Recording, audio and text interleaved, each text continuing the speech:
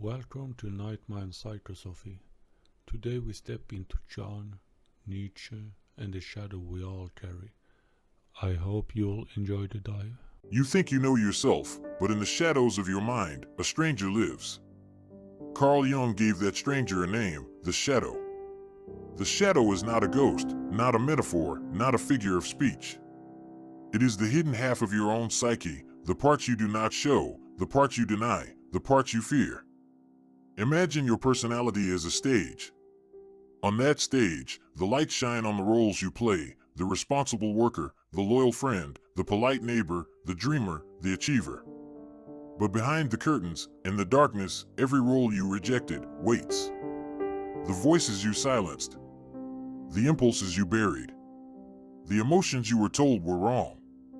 From childhood, we learn what is acceptable. Smile when you are sad. Share your toys even when you want them for yourself. Stay quiet when you feel rage. Be good. Be nice. Be normal. Every lesson cuts away a piece of you, and those pieces do not vanish. They sink. They sink into the shadow. Jung wrote, "Everyone carries a shadow, and the less it is embodied in the individual's conscious life, the blacker and denser it is. To deny the shadow is to feed it.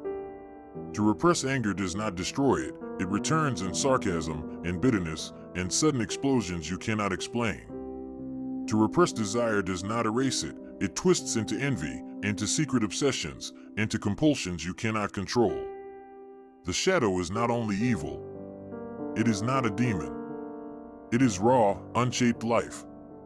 Within it lies creativity, sexuality, vitality, power. But if denied, it erupts blindly. If faced, it becomes strength. This is the paradox. The very parts of yourself you are most ashamed of may contain the fire you need. Think of the saint who suddenly falls into scandal. The politician who preaches morality then is exposed in corruption. The friend who explodes in rage over something small. These are not accidents, they are eruptions of the shadow. The shadow speaks in dreams. It speaks in projections. When you hate something in another person, it may be because it reflects your denied self. It speaks in sudden urges that feel not like you, but they are you. Jung warned that the shadow, if unacknowledged, takes control.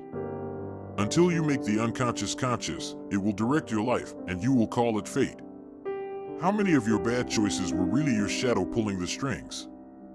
How many failed relationships came not from bad luck, but from your own hidden patterns repeating? How many regrets are not accidents, but the unconscious steering you where you did not want to go? If you do not face the stranger in the mind, you are not the master of your life. You are the mask.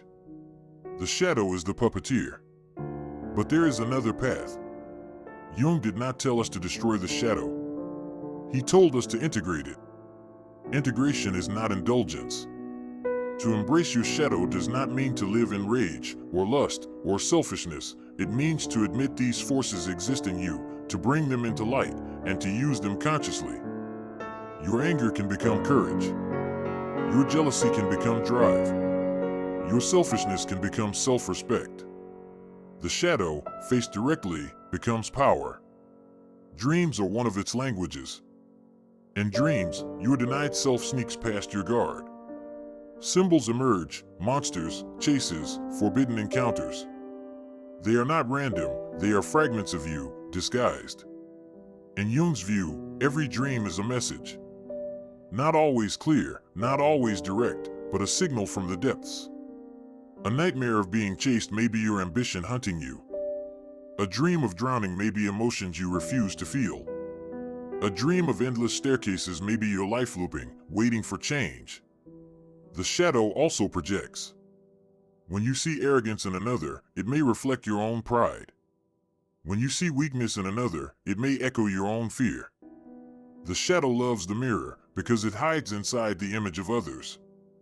But the shadow is not only personal. There is a collective shadow. Entire cultures repress. Entire nations deny. And when they do, the eruption is vast. Wars born of hatred. Genocides born of fear. Witch hunts born of denial. Civilizations, like individuals, have shadows that, if unacknowledged, consume them. Modern life breeds shadows in new ways. We build perfect profiles online. Perfect bodies. Perfect smiles. Perfect success. But the hidden envy, rage, and despair leak out in anonymous comments, sudden breakdowns, private addictions. We consume endlessly, not because we are free, but because we are haunted. The shadow does not disappear because you ignore it. It waits. It festers. It grows. And it speaks when you are weakest. Yet within this darkness lies creation.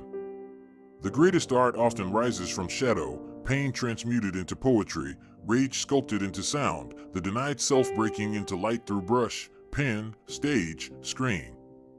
Artists open doors others fear to touch. Think of Dostoevsky writing about guilt and redemption. Think of Picasso turning war into twisted form and color. Think of music born from oppression, carrying pain and pride in equal measure.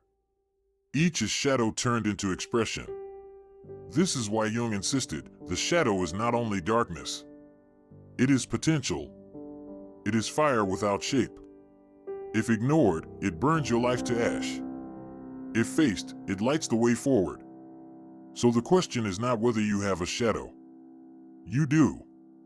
The question is whether you will let it rule you from the dark, or whether you will face it, integrate it, and claim its strength. Integration is a lifelong task. It requires honesty, the courage to see yourself not as you wish to be, but as you are. It requires humility, the strength to admit you are not pure light, but also darkness. It requires patience, the shadow resists the light. Jung proposed methods, active imagination, sitting with images that arise, speaking to them, learning from them. Dream analysis, decoding the symbols of the night. Art, allowing hidden forces to flow onto canvas, page, or stage. And above all, relationship, because in others, your shadow is revealed most clearly. Every irritation, every conflict, every obsession with someone else is a mirror. The person you cannot stand may hold the piece of you that you buried. The person you idolize may hold the strength you deny. To integrate is to accept. To accept is to become whole. And to become whole is to step into a life directed not by fate, not by the unconscious, but by choice. This is only the first step. Jung's shadow is one face of the stranger in your mind. But another thinker, Sigmund Freud, went further. He showed that the stranger is not only shadows and repressed memories, it is the entire theater beneath your awareness. And in that theater, three forces fight for control. The ID, the superego, and the fragile mask you call ego. Dreams are the secret theater of the shadow. In dreams, the mind loosens its grip. The mask falls. And what you will not face in daylight returns in darkness. A monster chasing you is not random. It may be the rage you never admit, the addiction you deny, the ambition you fear. A dream of falling may be your weakness revealed. A dream of drowning may be grief you buried. A dream of endless staircases may be your life repeating itself, waiting for change. The shadow loves disguise. It does not speak in plain language. It speaks in symbols. And every symbol carries layers. A snake may be danger. It may be temptation. It may be transformation. It may be all of them at once. A locked door may be the future you refuse to open. A dark forest may be the path you do not want to walk. A stranger without a face may be the part of yourself you fear to meet. Jung believed dreams are not noise. They are messages, messages written in the alphabet of the unconscious. Every nightmare, every bizarre image, every whisper in the dark is a letter from the shadow. You may ignore it, but it does not stop speaking. The dream returns, again and again, until you listen. Until you admit, the shadow is trying to be heard.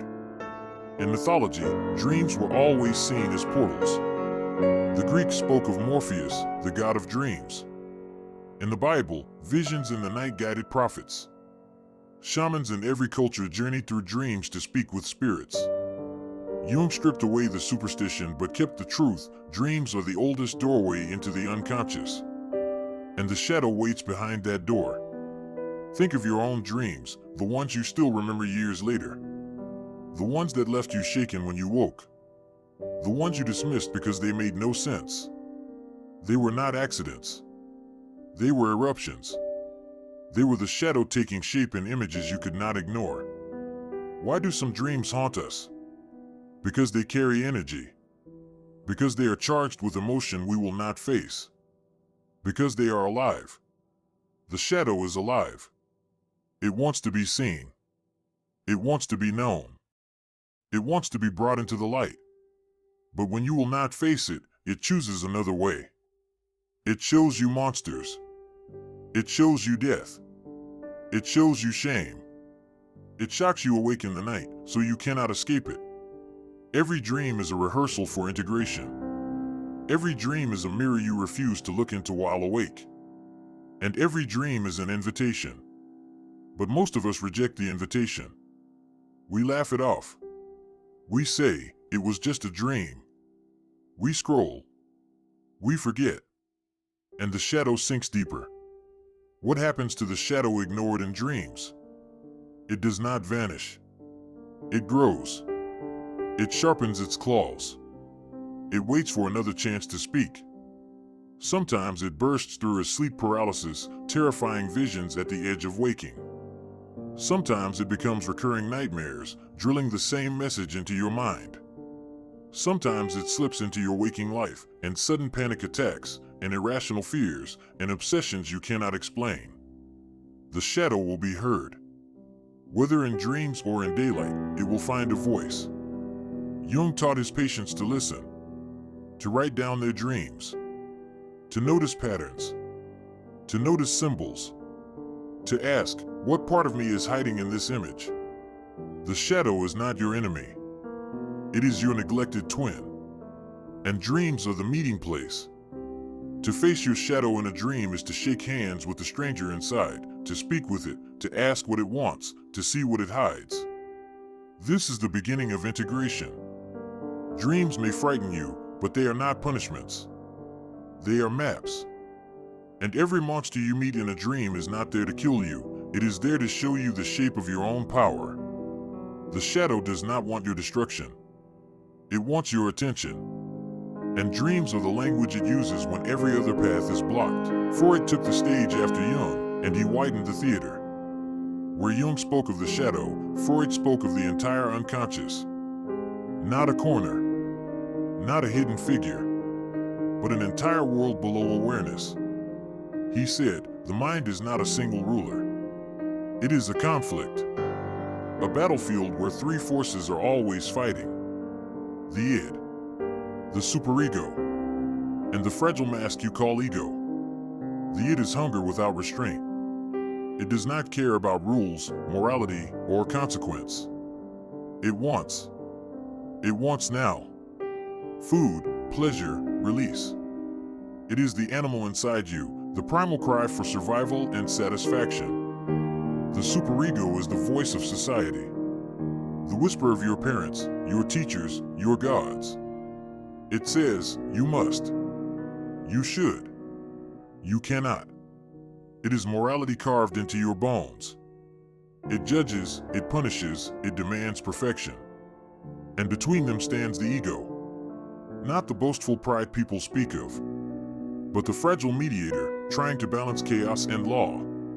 The ego wears a mask called reality. It negotiates. It compromises. It tries to keep the peace between the beast and the judge. But the truth is, the ego is never fully in control. Sometimes, the id breaks through. In addiction, in lust, in sudden violence. Sometimes the superego crushes you.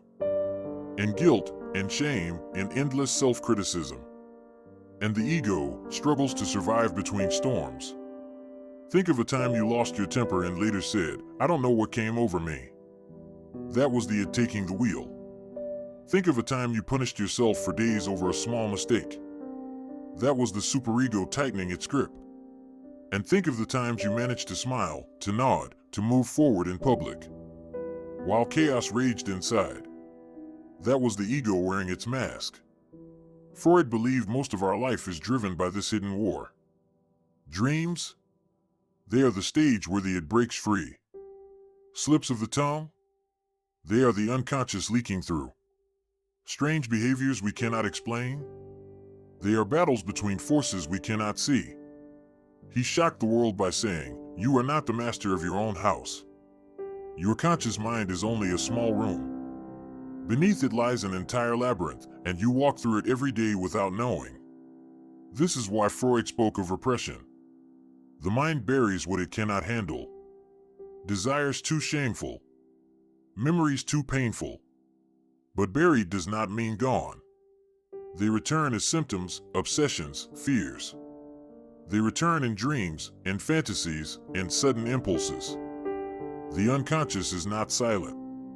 It knocks on the walls of your waking life. Every stutter, every nervous habit, every strange dream is its message. And the message is always the same: you are more than you admit. Freud saw repression as both protection and poison. The mind buries what it cannot face, yes. But buried desires rot. They twist into symptoms. They leak through the cracks. A nervous cough. A compulsive ritual. A fear that seems irrational. Each one is a ghost of something denied. He called these eruptions neuroses. Anxiety that has no clear cause. Obsessions that feel alien, yet irresistible. Panic attacks that strike in silence. Freud saw them not as random disorders, but as coded messages from the unconscious. To heal, he said, we must listen. This is why he invented psychoanalysis. The talking cure. On the couch, patients spoke freely. Dreams, slips of the tongue, childhood memories. All became clues. Every fragment a piece of the puzzle. Freud believed childhood was the furnace where the unconscious was forged. Early wounds. Early desires. Early rejections. These left imprints that echoed through adult life. A strict father becomes the voice of the superego. A lost parent becomes the endless search for love. A childhood humiliation becomes lifelong shame. We think we have grown past it. But the unconscious remembers. It remembers everything you forgot. And it shapes the story you live today. This is why Freud's vision was so disturbing. He said, you are not fully free. You carry chains you cannot see. And those chains are not placed on you by others. They are forged inside, by your own mind. But Freud was not only a pessimist. He believed the unconscious, once revealed, could be reshaped. That what is hidden, once spoken, loses its grip. To bring desire into the light is to rob it of its poison. To face the repressed memory is to weaken its shadow. He once wrote, where it was, ego shall be. Meaning, the unconscious must not remain a monster in the basement. It must be brought upstairs, into the house of reason. Only then can the self become whole. Yet Freud was also attacked. Critics said he reduced everything to sex and repression. They mocked his focus on desire, on forbidden impulses. But behind the scandal lay a truth. He was the first to map the hidden world beneath awareness. And his map still haunts psychology today. Think of the countless times you feel pulled in two directions.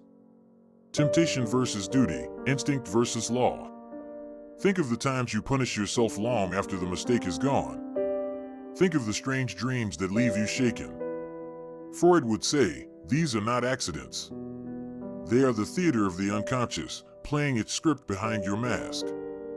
And this theater is not yours alone. Just as Jung spoke of the collective shadow, Freud hinted at a universal stage, where myths, taboos, and shared desires bind us together. Civilization itself, he argued, is built on repression. Society teaches us to bury instincts in order to live together. But what is buried collectively always threatens to return. This is the double edge. Repression makes us civilized. But repression also makes us restless. The more rules we build, the more rebellion stirs beneath. And so the unconscious waits, not just in the individual, but in nations and cultures and history itself. Freud forced us to look where we did not want to look. Into the basement of the mind. Into the forgotten rooms of childhood. Into the whispers behind every slip, every dream, every obsession. And he left us with a haunting lesson. Until you face the unconscious, you are only acting a role. Not living as yourself. But what Freud could never have foreseen is how his ideas echo in our world today. He spoke of repression in the parlor rooms of Vienna, but repression has mutated. It no longer hides only in strict families and polite society. It hides in the glow of the screen, in the curated perfection of social media, in the endless hunger for dopamine. Freud said, civilization is built on repression. We bury our instincts so we can live together.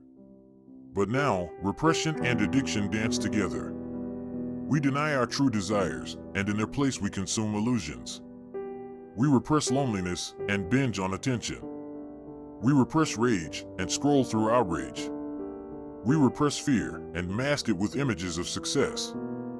It finds new disguises. It hides in gambling apps, in pornography, in compulsive shopping, in endless scrolling. The superego finds new voices, algorithms whispering what you should want, influencers teaching you how you should live, corporations reminding you what you still lack. And the ego, it tries to hold the line, smiling, pretending it is in control, while the hidden war grows louder every day. Look around you. Panic attacks. Burnout. Obsession with status. Hidden addictions. Do these not sound like the eruptions Freud described? He may have lived a century ago, but the theater he mapped has only expanded. His insight still cuts. You are not the master of your own house. And in the modern world, the house is full of mirrors, every screen reflecting the battle of your unconscious back at you. This is why Freud remains haunting. Not because he was right about every detail. He wasn't. But because he uncovered a truth that cannot be ignored. Repression shapes not only individuals, but entire civilizations. And the more we deny it, the more violently it returns. Wars born of buried hatred. Movements born of suppressed desire. Collective hysteria erupting in politics, in culture, in mass violence. Freud saw this as the shadow of civilization itself, our shared neurosis, replayed on the stage of history. So when you laugh at Freud, when you dismiss his obsession with repression, ask yourself, how free are you, really? How many of your choices are yours, and how many are the whispers of the unconscious, repeating old patterns in new costumes? Freud forced us to look into the basement of the mind. And once you look there, you cannot unsee it. The question is not whether the unconscious exists. The question is whether you will face it, or let it script your life in silence. And this brings us to another voice. A philosopher, not a clinician. A man who did not want to cure the unconscious, but to weaponize it. Where Freud mapped repression, he demanded rebellion. Where Freud spoke of hidden drives, he spoke of the will to power. Freud gave us the couch. Nietzsche gave us the hammer. The unconscious is not only impulses and repression, it also wears masks. Jung called them archetypes, timeless patterns of the psyche. They appear in every myth, every story, every dream. They are the universal roles your mind uses to speak with itself. The hero who must journey through darkness. The wise old man who offers cryptic guidance. The trickster who breaks rules and exposes hidden truths. The shadow, not only personal, but collective, the eternal stranger waiting at the edge of every tale. Archetypes are not inventions of culture, culture is built on them. From Greek tragedies to Marvel movies, from shamanic rituals to TikTok trends, the same figures appear again and again. Why? Because they live in us. Because they are the grammar of the unconscious. Think of the dreams you've had where a stranger appears. Was it truly a stranger? Or was it the archetype of the guide, the lover, the enemy? Think of the stories that haunt you, the characters you cannot forget. They live not only on the page or the screen, they live inside your mind, waiting for recognition. Freud mapped the basement of the psyche. Jung showed that the basement has walls covered in paintings, patterns older than you, older than your culture, older even than civilization. Archetypes are the DNA of the mind's imagination. To ignore them is to miss the language the unconscious is always speaking. And so the question becomes, when you meet a figure in a dream, or a story shakes you to the core, are you watching fiction, or are you meeting yourself? Jung did not stop at the shadow. He looked deeper. He believed that beneath your personal unconscious lies something even older, the collective unconscious. A realm not built from your life alone, but from the lives of all who came before you. In that realm live the archetypes. Ancient patterns. Primordial images. The universal characters that haunt every myth, every dream, every story humanity tells. The hero. The mother. The trickster. The wise old man. The monster in the dark. The child searching for safety. These are not inventions of culture, they are recurring shapes of the human soul. They rise in every civilization, because they rise in you. Think of myths separated by oceans and centuries. The Greek hero slaying the Hydra, the Norse warrior facing Ragnarok, the modern action figure saving the city. Different costumes, same archetype. The mother goddess in Sumer. Isis in Egypt. Mary in Christianity, the nurturing, protective, sometimes terrifying figure of the mother. Why the repetition? Jung said, because archetypes are the blueprint of the psyche itself. They are not taught. They are remembered. They live inside you before you speak your first word. In dreams, archetypes surface disguised. A monster chasing you is not just a nightmare, it is the archetype of the shadow, reminding you of what you refuse to face. A wise stranger offering advice may be the wise old man, a fragment of your own inner guidance. A playful figure who mocks you may be the trickster, showing you the limits of your control. These symbols are older than you. They are humanity speaking through your personal theater. Jung believed archetypes explain why stories matter so much. We are addicted to movies, novels, myths, not because they distract us, but because they mirror the inner architecture of our minds. When you cry at a hero's fall, it is because the hero in you is dying. When you cheer at the villain's defeat, it is because your own inner demons are symbolically slain. Every story is a mirror. Every character is a piece of you in disguise. And yet archetypes are not harmless. When ignored, they possess. The hero can become megalomania, the savior complex. The mother can become suffocating control. The trickster can become chaos. The wise old man can become dogma. Jung warned, you do not escape archetypes. You live them, or they live you. To face them consciously is power. To deny them is slavery. Think of how propaganda works. Nations turn leaders into archetypes, the father, the warrior, the savior. Crowds follow not the man, but the pattern he embodies. Think of brands that use archetypes to capture attention, Apple as the rebel, Nike as the hero, Disney as the innocent child. You do not just buy a product. You buy a piece of your own unconscious reflected back to you. Archetypes are the most powerful currency in culture because they bypass reason and strike the soul. But archetypes are not only tools of manipulation. They are also guides. They show you the shape of your own journey. The hero's journey, made famous by Joseph Campbell, is built on Jung's insight. Leave the ordinary world. Face the trials. Meet the mentor. Descend into the abyss. Confront the shadow. Return transformed. This is not just myth. It is your life. Every crisis, every heartbreak, every rebirth you endure follows the same archetypal rhythm. The story you love is the story you live. Ask yourself, which archetype dominates you now? Are you the hero, still searching for the dragon? Are you the orphan, longing for belonging? Are you the lover, seeking union at any cost? Are you the seeker, restless for truth? None of these roles are final. You shift. You evolve. But if you never look, you never choose. And then, the archetype chooses for you. Jung urged his students and patients to learn the language of archetypes because within them lies the code of meaning. He said, to know your archetypes is to know your destiny. To integrate them is to walk your life with awareness instead of blindness. Archetypes remind us that we are not blank slates. We are written with ancient ink.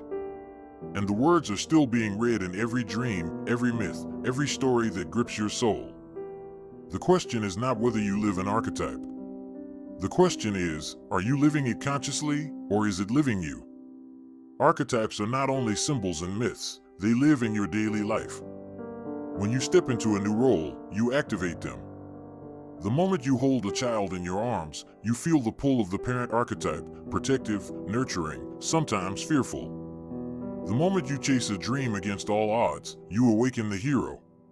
When you betray, or are betrayed, you meet the shadow and the trickster.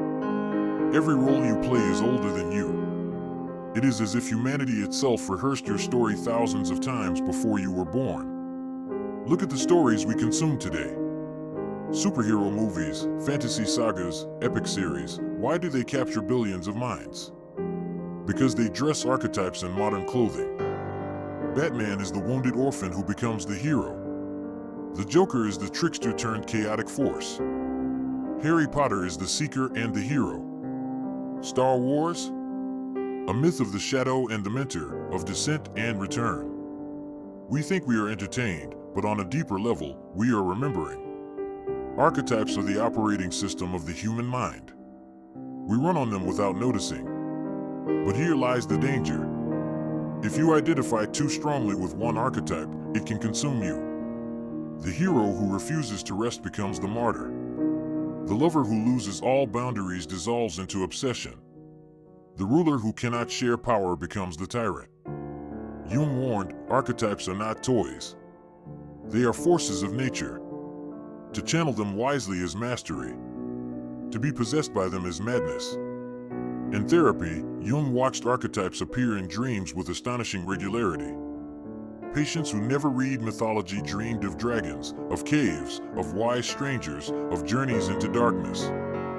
He concluded, the unconscious speaks in archetypes because that is its ancient language. It does not invent symbols from scratch, it pulls from the library of human experience. That is why your dream of a forest feels meaningful. That is why your nightmare of drowning feels ancient. These are not random neurons firing. They are archetypal echoes, speaking to you in a tongue older than civilization. And when you ignore them, they do not disappear. They slip into projection. You meet a person and feel irrational awe. Perhaps you projected the archetype of the lover or the savior onto them. You meet someone else and feel instant hatred. Perhaps you saw the shadow in their face. Archetypes color perception. They dictate attraction, fear, trust, rejection. And if you never look inward, you never realize the power steering your choices. So how do you work with archetypes? Jung suggested a radical path, encounter them as if they are alive. Speak to them in imagination. Argue with the hero in you. Ask the shadow what it wants. Listen to the wise old man when he appears in a dream. These figures are not hallucinations, they are fragments of you. And if you refuse them, they will act without your consent. But if you listen, you can integrate. You can turn the chaos of archetypes into the fuel of transformation. Carl Jung believed the shadow was only the beginning. Deeper still, he saw patterns that shaped not just the individual, but all of humanity. He called them archetypes. They are ancient images, woven into the human mind before you were even born. They are the roles, the myths, the timeless masks that appear in every culture, every story, every dream. The hero, the trickster, the wise old man, the mother, the monster, the child. You've seen them in myths, in films, in the stories whispered by firelight. They are not inventions, they are echoes, repeating across centuries. Why does every culture tell the tale of a hero's journey? Why do gods of thunder, gods of death, gods of love appear in every mythology? Why do children dream of strangers, forests, and endless staircases, even when no one taught them these images? Jung said, the human mind is not a blank page. It is a stage already set. Archetypes are the actors waiting behind the curtain. Your personal story may change, but the cast remains the same. The archetype of the mother can be tender, nurturing, life-giving.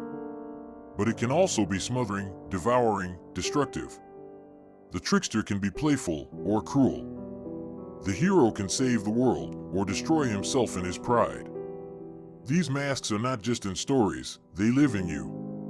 When you fall in love, you may awaken the lover. When you rebel, you wear the trickster's grin. When you suffer, the martyr whispers in your ear. And the most dangerous truth? You do not choose which mask speaks. Sometimes the archetype chooses you. Think of moments you acted out of character. The rage that felt ancient. The courage that surprised you. The despair that swallowed you whole. These were not random, they were archetypal forces breaking through. Archetypes are powerful because they carry the weight of all humanity. When you step into one, you are larger than yourself. You feel possessed. You feel destined. You feel like the story is writing you. But Jung warned, if you do not recognize the archetype, it can consume you. A person who believes he is only himself is vulnerable to the gods within. A man who denies the trickster may become its puppet.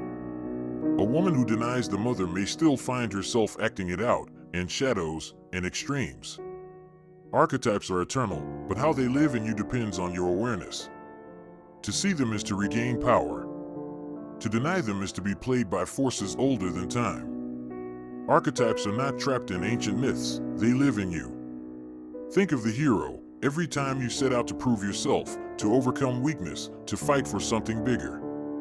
Think of the trickster, every time you sabotage yourself with excuses, sarcasm, or sudden rebellion. Think of the caregiver, every time you sacrifice too much, burning yourself out in the name of love. These patterns move through us like invisible scripts. You may think you are free, but how many of your choices are echoes of an archetype speaking through you? Look at the world around you. Leaders step into the role of the king or the tyrant. Celebrities embody the lover or the trickster. In every story that captures millions, movies, games, novels, the same ancient roles appear. The mentor, the villain, the fool, the innocent. You are drawn to them because they mirror the forces inside you. Archetypes are not entertainment. They are recognition. Even in daily life, you wear them. At work, you play the achiever. With friends, maybe the joker. With family, the child, no matter your age. Switch contexts, and the mask changes. But the energy behind the mask is ancient. Social media? It amplifies the archetypes. The influencer is hero, promising transformation. The troll is trickster, mocking and disrupting. The guru is wise old man. The outrage machine is the avenger.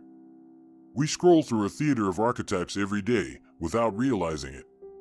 And the danger is this, when you identify too strongly with a single role, you forget it is only one mask. The hero can become arrogant. The caregiver can become a martyr. The trickster can become destructive. To live unconsciously inside an archetype is to be possessed by it. To integrate the archetype is to recognize it, to step back, and to choose how to use its energy. Jung warned, archetypes are not toys. They are psychic forces. To deny them is to be played by forces older than time. To face them is to step into your own myth, and to become more than a mask. You have met these archetypes before, not in a textbook, but in your own life. The hero who tries to rise above chaos. The mother who nurtures but also suffocates. The trickster who laughs while the world burns. The wise old man who speaks in riddles. These figures are not just characters in myth, they are patterns of your psyche. Why do we still watch superhero films? Why do we tell stories of chosen ones, fallen saviors, eternal struggles between light and dark? It is because archetypes never die. They only wear new masks. Batman is the shadow. Superman is the hero. Loki is the trickster. Yoda is the wise old man Harry Potter, Luke Skywalker, Frodo Baggins, they are all variations of the same ancient script. But archetypes do not live only in stories. They appear in the people around you. That friend who always sabotages plans with a smile? The trickster. The boss who never listens but demands loyalty? The tyrant king. The mentor who gave you one sentence that changed your life? The wise old man. These figures are not random, they are ancient echoes stepping onto the stage of your life. And they live inside you too. You carry the hero's courage, the mother's care, the trickster's chaos, the tyrant's hunger for control. To deny them is to pretend you are simple, when in truth you are a theater of gods and monsters. Jung said, these patterns are older than you. To deny them is to be played by forces older than time. But here is the deeper paradox. When you ignore your archetypes, they do not disappear. They turn against you. The hero becomes a martyr, sacrificing for everyone but never saving himself. The mother becomes smothering, chaining those she loves. The trickster becomes a destroyer, tearing down everything just to feel alive. The king becomes a tyrant, demanding order but killing freedom. Archetypes are like fire. In the hearth, they warm you. Left unchecked, they burn the house down. This is why Jung insisted on integration. Not only with the shadow, but with the archetypes themselves.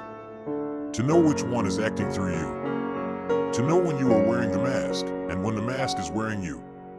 Archetypes can be named, but they are best discovered in motion. There is a way to test which one is speaking through you right now. Pay attention to what energizes you and what traps you.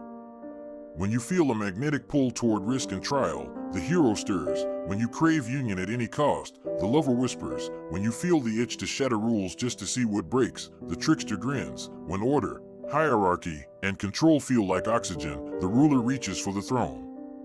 Your body knows before your mind does, in the rush of adrenaline before a confrontation, in the ache of loneliness after victory, in the cold clarity that descends when a hard decision must be made.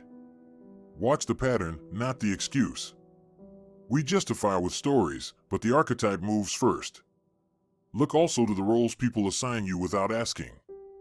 The group starts looking to you for guidance. Wise old man. You become everyone's emotional first aid. Caregiver. You are always the one who lightens the mood. Jester. These roles are invitations, but they are also traps. If you accept without awareness, you inherit the shadow of the role as well, the mentor's pride, the caregiver's martyrdom, the jester's emptiness when the laughter ends. Integration means saying yes to the energy and no to the possession. You let the hero take the first step, but you do not let him die on every hill. You allow the lover to open your heart, but you do not abandon your boundaries at the altar of longing. You give the trickster a seat at the table when a stale system needs to be overturned, but you do not hand him the matches when the house is still worth living in. And you remind the ruler that the crown is a tool, not an identity. Power without humility calcifies into tyranny. Dreams will show you what waking life hides. The forest that keeps returning is not scenery, it is threshold. The staircase that never ends is not architecture, it is repetition. The faceless crowd is not anonymity, it is persona, the mask you wear so well you forgot your skin underneath. An active imagination, meet the figures rather than decode them like puzzles. Ask the pursuer why he runs after you, ask the guide why she appears only at dusk, ask the child what he lost that you refuse to mourn. Do not demand explanations, ask for a task. Archetypes answer with actions. Light the match. Cross the river. Write the letter. Leave the room. The instruction is the medicine, and the medicine is usually simple, difficult, and obvious in hindsight. In waking life, notice your recurring scenes as dreams with daylight on them, the argument that always follows the same choreography, the project that collapses at the same milestone, the relationship that begins with worship and ends with resentment. These are archetypal loops. You do not break them with willpower alone, you break them by changing the role. Stop playing savior where a boundary is required. Stop playing martyr where a choice is required. Stop playing orphan where a community is already offering its hand. Culture is a hall of mirrors for the archetypal eye. Political movements rise when a people hunger for a hero or a father. They fall when the hero forgets his shadow and becomes the tyrant. Brands borrow archetypes because they bypass skepticism. The rebel sells you freedom, the innocent sells you purity, the explorer sells you escape. You are not immune because you are smart. You are only immune when you can name the spell as it's being cast. Ask, whenever you feel an irresistible pull toward a story, a leader, a product, which archetype in me is being lit like a fuse? If the answer is the lover, protect your devotion with truth. If it is the hero, measure the cost before you charge. If it is the orphan, find a real home instead of buying one made of screens and slogans. This is how archetypal literacy becomes defense, and then art. Because the end is not to sterilize your life of myth, it is to create consciously within it. You can write, paint, compose, build, lead, love as a collaboration with these ancient forces. Give them a craft to inhabit and they will stop wrecking your house to get your attention. There is one more danger, the counterfeit archetype. Cynicism posing as wisdom. Dependency posing as love. Cowardice posing as peace. The psyche is clever, it will wear the right costume to protect the wrong habit. The test is cost. Wisdom asks you to face something you would rather avoid. Love asks you to become braver, not smaller. Peace asks you to tell the truth before you enjoy the silence. If the archetype never asks for sacrifice, it is probably a mask you built to keep the real one out. And sacrifice is the hinge on which transformation turns. The hero sacrifices comfort. The lover sacrifices illusion. The ruler sacrifices ego to serve the kingdom rather than feed upon it. The wise old man sacrifices certainty to keep learning. Even the trickster, redeemed, sacrifices destruction for creativity. He breaks stale forms so life can move again. So, learn to ask different questions. Not who am I? The persona will answer that too quickly. Ask, who is acting in me right now? Whose script am I following? What would this scene look like if I changed the role rather than the setting? And when you feel the next dream tug at your sleeve, or the next story light your eyes, or the next conflict pull you into the same old choreography, pause. Name the archetype. Invite it to sit where you can see it. Thank it for the strength it lends, and then choose your line. Because archetypes do not vanish when confronted, they bow. They respect the one who can carry their fire without being consumed by it. That is the task. Not to live without myth, but to live a myth you can answer for when the night grows quiet and the masks are on the table. The persona. Jung called it the mask we wear. It is not false in the sense of being a lie, it is necessary. The persona is the role you step into to survive in society. To work. To love. To belong. Imagine walking into a crowded room without it. You would feel naked, exposed, overwhelmed by every gaze. The mask is protection. The mask is adaptation. But here is the paradox. The persona is both armor and prison. When you wear it too tightly, it fuses to your skin. You begin to believe the mask is you. The polite smile, the professional voice, the curated profile, they are not lies, but they are fragments. And if the fragments replace the whole, the self suffocates.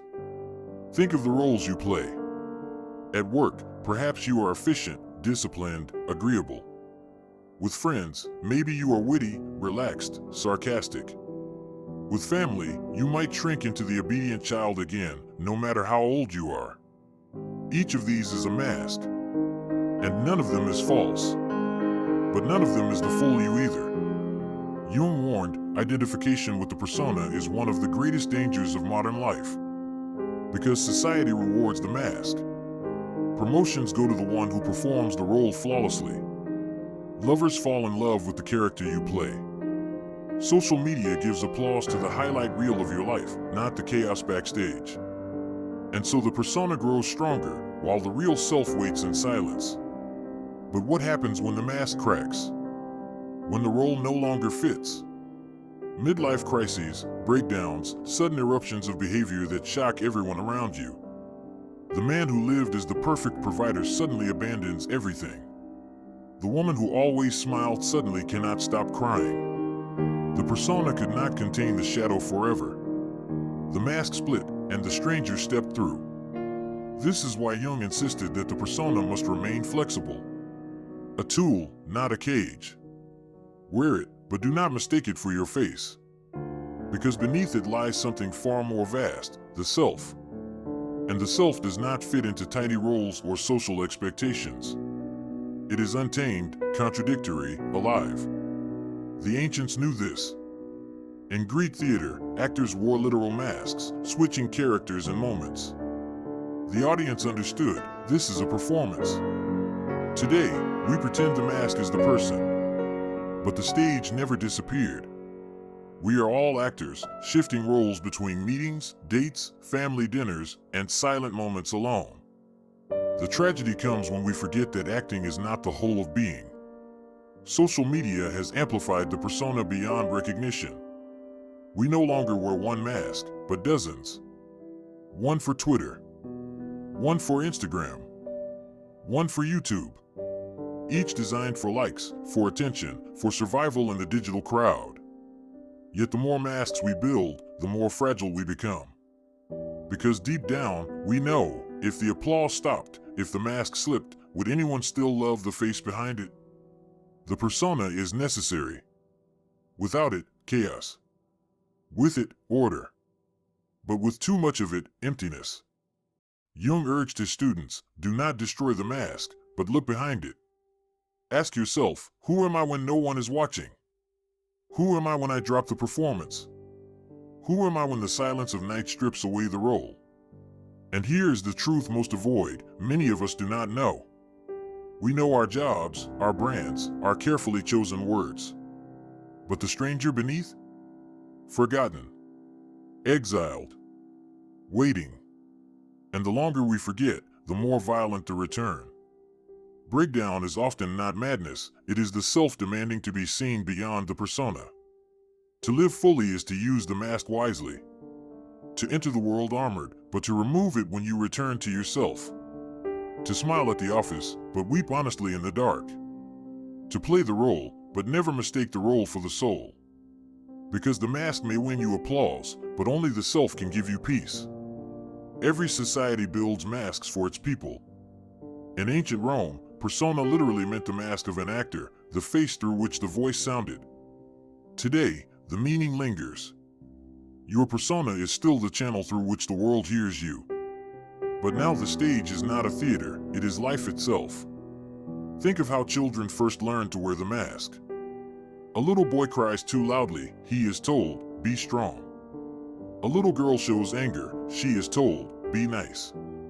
Each command is a brushstroke painting the mask. By the time adolescence arrives, the roles are already assigned. The obedient student. The charming flirt. The responsible firstborn. The rebel. The quiet one. The funny one. None of these are accidents, they are masks shaped by the hands of family, culture, and peers. But the mask is not neutral. It carries weight. If your persona is the strong one, you may never allow yourself to collapse, even when you are breaking inside. If your persona is the good girl, you may silence every desire that contradicts obedience. If your persona is the genius, you may live in terror of ever failing. The persona becomes a prison of expectation. And many live their entire lives inside, never daring to step beyond. Jung warned that the danger of over-identifying with the persona is spiritual emptiness. You become the mask so completely that when it slips, there is nothing left. The politician who cannot survive outside the spotlight. The celebrity who forgets who they are off stage. The ordinary worker who retires and suddenly has no idea who they are without the job title. When the mask vanishes, they vanish with it. Yet the persona also protects us from the raw chaos of the unconscious. Without it, social life would collapse. Imagine a world where every desire, every rage, every impulse burst into daylight. Society depends on the mask. We depend on it. The question is not whether to wear it, but whether to confuse it with the whole of the self. Jung believed individuation, the path toward wholeness, requires a confrontation with the persona. You must strip away the mask, at least in the inner chamber of your mind, and ask, who is speaking when I am not performing? What dreams emerge when the audience is gone? What desires rise when the critic's voice is silent? To answer is terrifying, but to avoid answering is worse. History shows the cost of masks worn too long. Entire cultures collapse when the persona of virtue hides corruption, when the persona of progress hides exploitation, when the persona of peace hides violence waiting to erupt. The same is true of the individual. The more perfect the mask, the more dangerous the eruption when truth finally breaks through. This is why art, ritual, and therapy matter. They are spaces where the mask can slip, where the self can breathe. In ritual, the mask is acknowledged as a mask. In art, the shadow behind it speaks. In therapy, the walls crack and the true voice leaks out. Without such spaces, the persona hardens and the human soul is lost behind its own performance. And so we return to the paradox. The persona is necessary, but deadly if mistaken for the self. You cannot walk through the world naked, but you must also not confuse the costume for the skin. The mask is a tool. It must remain a tool. Because one day, when the applause fades and the role ends, you will face the mirror without it. And in that silence, you will, for centuries, the mirror was made of glass. Now, the mirror glows in your hand. You check it when you wake up. You check it before you sleep. 1,000 reflections every day, likes, comments, views, scrolling faces. And with each reflection, the mind whispers, this is who you are. But is it? Or is it just another mask, another projection? Psychologists call it confirmation bias, the tendency to see only what proves your beliefs. Online, the mirror bends to that bias. Algorithms feed you more of what you already think. The mirror says, you are right. Everyone else is wrong. And slowly, the digital echo replaces reality. Neuroscience shows the brain adapts to what it repeats. The more you scroll, the more your neural pathways carve the loop. Dopamine fires, not because of truth, but because of novelty, the next video, the next headline, the next outrage. The modern mirror is not made to show you who you are. It is made to keep you looking. Think of the persona we just explored. On stage, you wear a role. Online, you wear hundreds. One for work. One for family. One for strangers. One for yourself at 3 in the morning. Each is polished for display. But behind them, the shadow stirs. Every selfie hides insecurity. Every success post hides fear of failure. Every outrage hides loneliness. And culture rewards it. The more polished your mask, the more applause you gain. Followers, status, money. Yet inside, people feel emptier than ever. Depression rises. Anxiety spreads. Addiction to validation becomes the new silent epidemic. The mirror also distorts memory. Studies show that when you recall an event, you are not replaying the truth, you are rewriting it. Each time you remember, the memory changes, shaped by the mood of the moment. Online, this distortion multiplies. Photos are filtered. Stories are exaggerated. Soon even your own past is a construction, a highlight reel that may never have happened. The mirror feeds not only on your attention, but on your comparisons. Psychologists call it social comparison theory. The mind measures itself against others to know its worth. In tribes, this helped survival. You knew your place, your role, your value. But online, the tribe is infinite. Every scroll shows someone richer, stronger, happier, more beautiful. And so the comparison never ends. This endless ladder creates what researchers call the hedonic treadmill. You climb toward satisfaction, but the moment you reach a step, the next one appears. More followers, more likes, more status.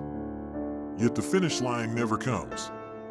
The brain adapts, raises the bar, demands more. Pleasure fades. Restlessness grows. And behind the glitter hides despair. Anxiety disorders and depression rates have risen sharply in the age of constant mirrors. Studies link heavy social media use with lower self-esteem and higher loneliness. Why? Because the mirror reflects not truth, but distortion. Everyone shows their best angle, their highlight reel. No one shows the boredom, the shame, the fights behind closed doors. You compare your raw life to their edited fragments. You always lose. But there is another danger. The mirror doesn't just compare you to others. It fractures you against yourself.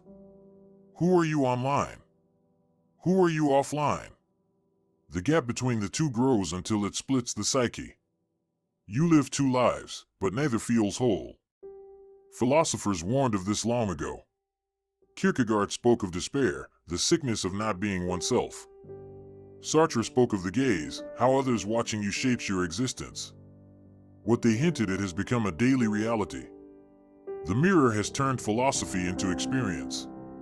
And yet, within this distortion lies a hidden chance. If the mirror reveals how fragile our identity is, it also whispers the truth: identity is not fixed. It can be remade. The self you show today does not have to be the one you wear tomorrow. The danger is losing yourself in the mask. The opportunity is learning to shape the mask consciously until one day you no longer need it. Bias does not only twist what we see, it twists who we become. If you always feed the mirror with anger, you become anger. If you feed it envy, you become envy. The unconscious adapts to the diet it is given. And the digital mirror never runs out of food. So ask yourself, when you look into the modern mirror, are you seeing truth or just the most profitable illusion? If the ancient world feared gods watching from the sky, today we fear or worship the gaze of the crowd. Every post is a prayer for attention. Every silence feels like death. And the strange paradox is this: the more eyes that watch you, the less you see yourself.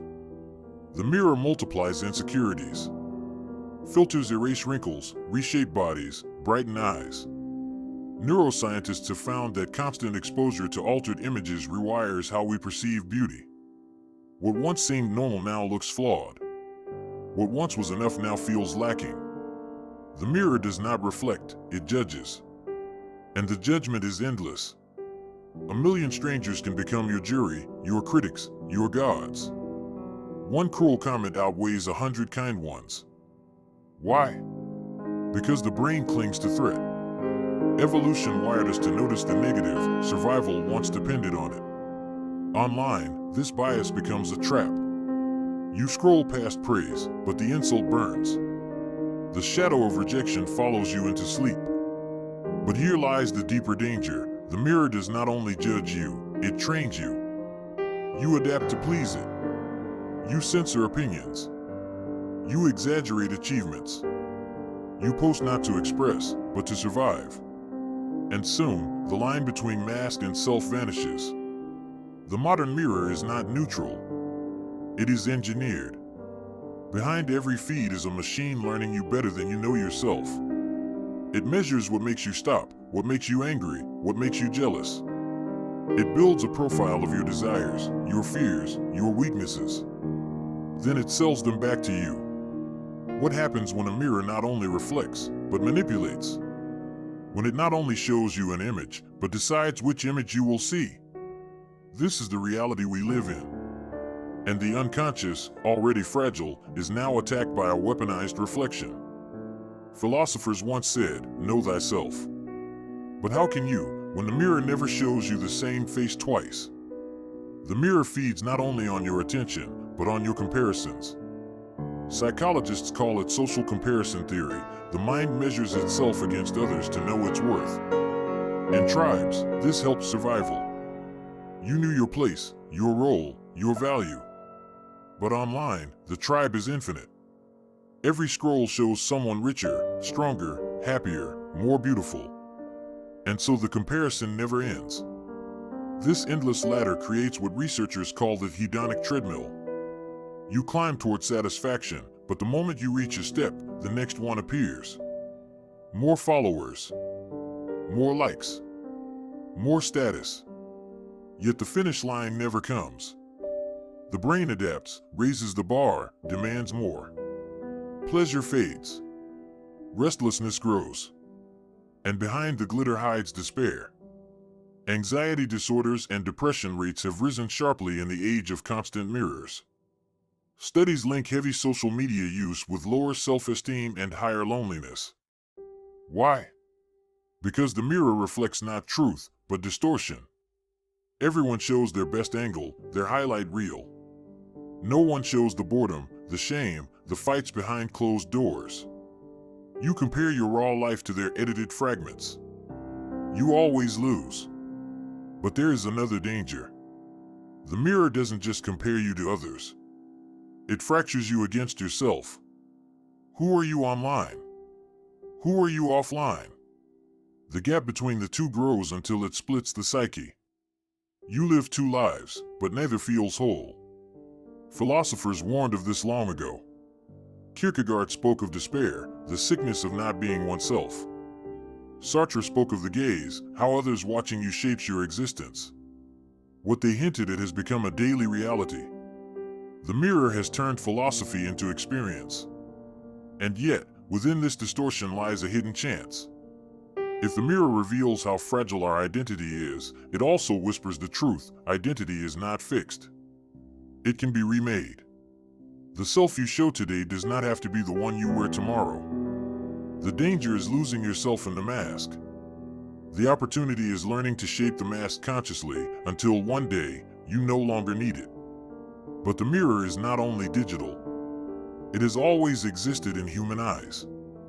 You see yourself reflected in the judgment of others, the raised eyebrow, the approving nod, the cold silence.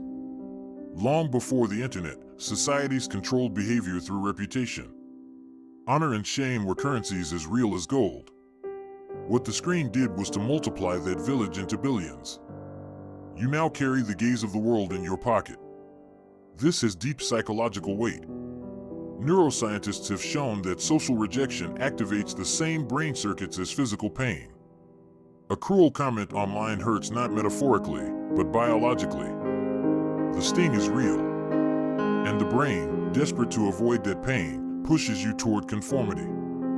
You begin to edit yourself, not just online, but in thought, in desire, in possibility. The mirror becomes a prison cell of approval. Yet history shows another path. Thinkers who broke the mirror, Socrates, who questioned the norms of Athens. Nietzsche, who called for the courage to create your own values. Jung, who urged us to face the parts society told us to hide. Each refused the easy reflection. Each looked beyond the mask of approval. And here lies the paradox. You cannot escape the mirror entirely. To live is to be seen. But you can choose which mirrors matter. You can turn from the shallow ones that distort to the deeper ones that reveal. A true friend. A mentor. A partner who sees not the mask, but the struggling, growing self beneath it. To face the modern mirror is not to smash it, it is to refuse its command. To post or not. To scroll or not. To let the likes define you, or to use the mirror as a reminder, the self is more than reflection. One day the mirror will fade. The algorithms will change. The profiles will vanish. And what will remain is not the likes you gathered, but the life you lived. The question is whether you lived as yourself, or only as an image. Death is always here, quietly following every step we take. From the moment we are born, it is the one certainty written into our story. Those who have stood at the edge often describe the same realization. Soldiers on a battlefield, patients in hospital wards, survivors of accidents, all report that when death draws close, the noise of life collapses. The small anxieties, the shallow concerns, the masks we wear, they all fall away in an instant. What remains is a kind of brutal clarity. Death acts as a mirror, stripping us down to our essence. It forces us to ask, who am I, really? What have I lived for? And have I truly lived at all? The philosopher Martin Heidegger believed that we can only become authentic when we live toward death.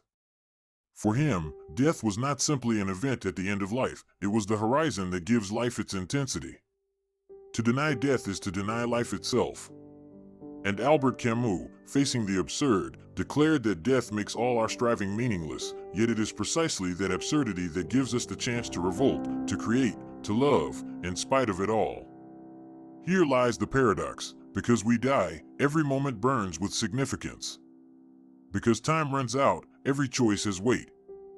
Death presses us to see clearly, to stop postponing, to recognize that tomorrow is not guaranteed, and that is what makes today powerful. But this clarity does not come easily. Our first reaction to death is almost always fear. The fear of annihilation. The fear of losing everything we know, everyone we love, everything we believe ourselves to be. And that fear can paralyze us.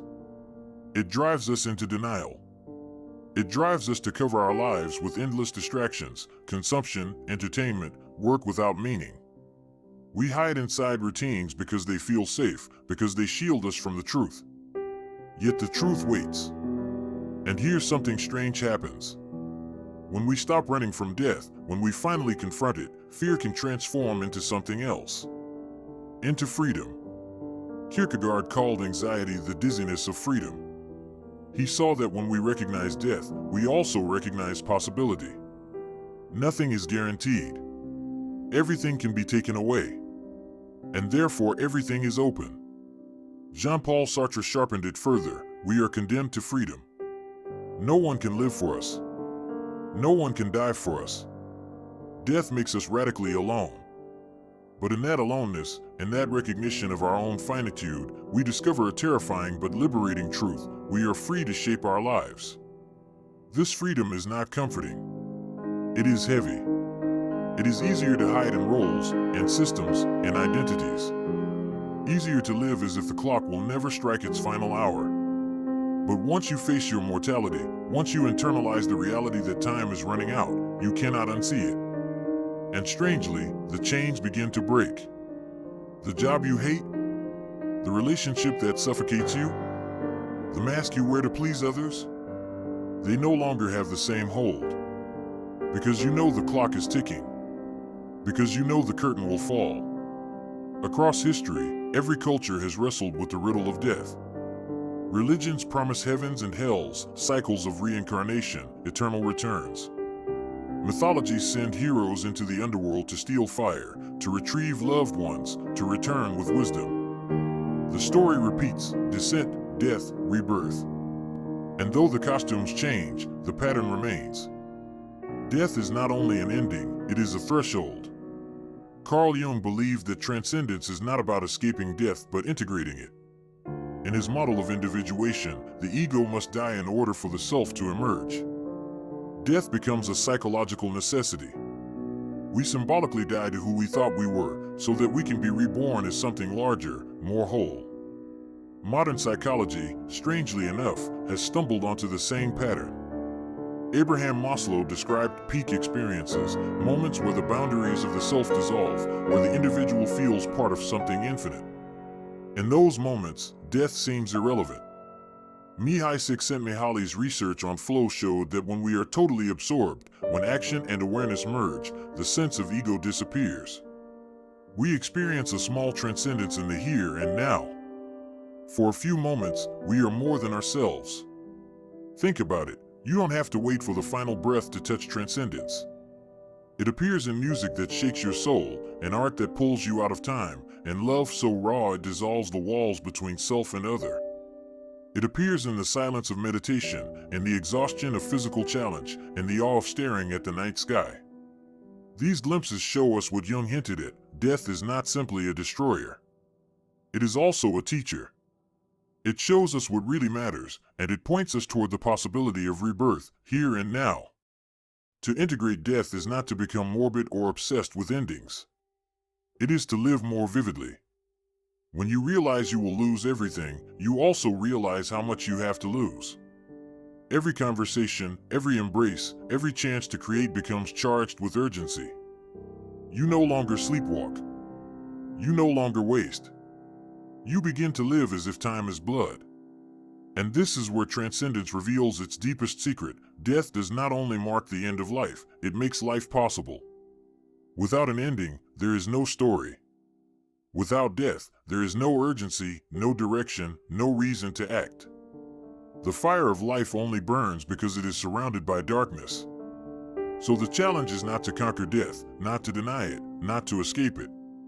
The challenge is to carry it with us, to feel its presence and let it sharpen our choices, to let it remind us every day that what we do matters, that love matters, that courage matters, because time is short.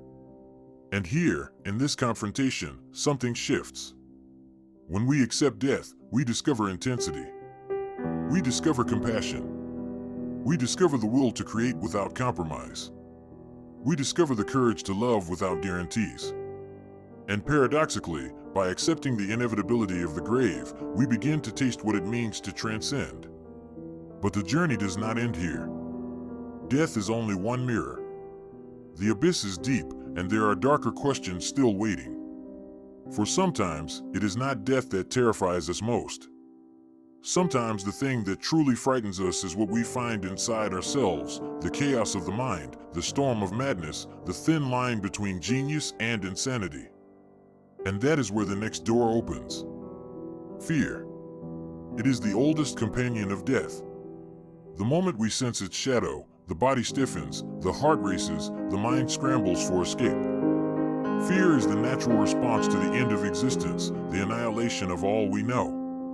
And yet, fear is not the end of the story. It can be a doorway.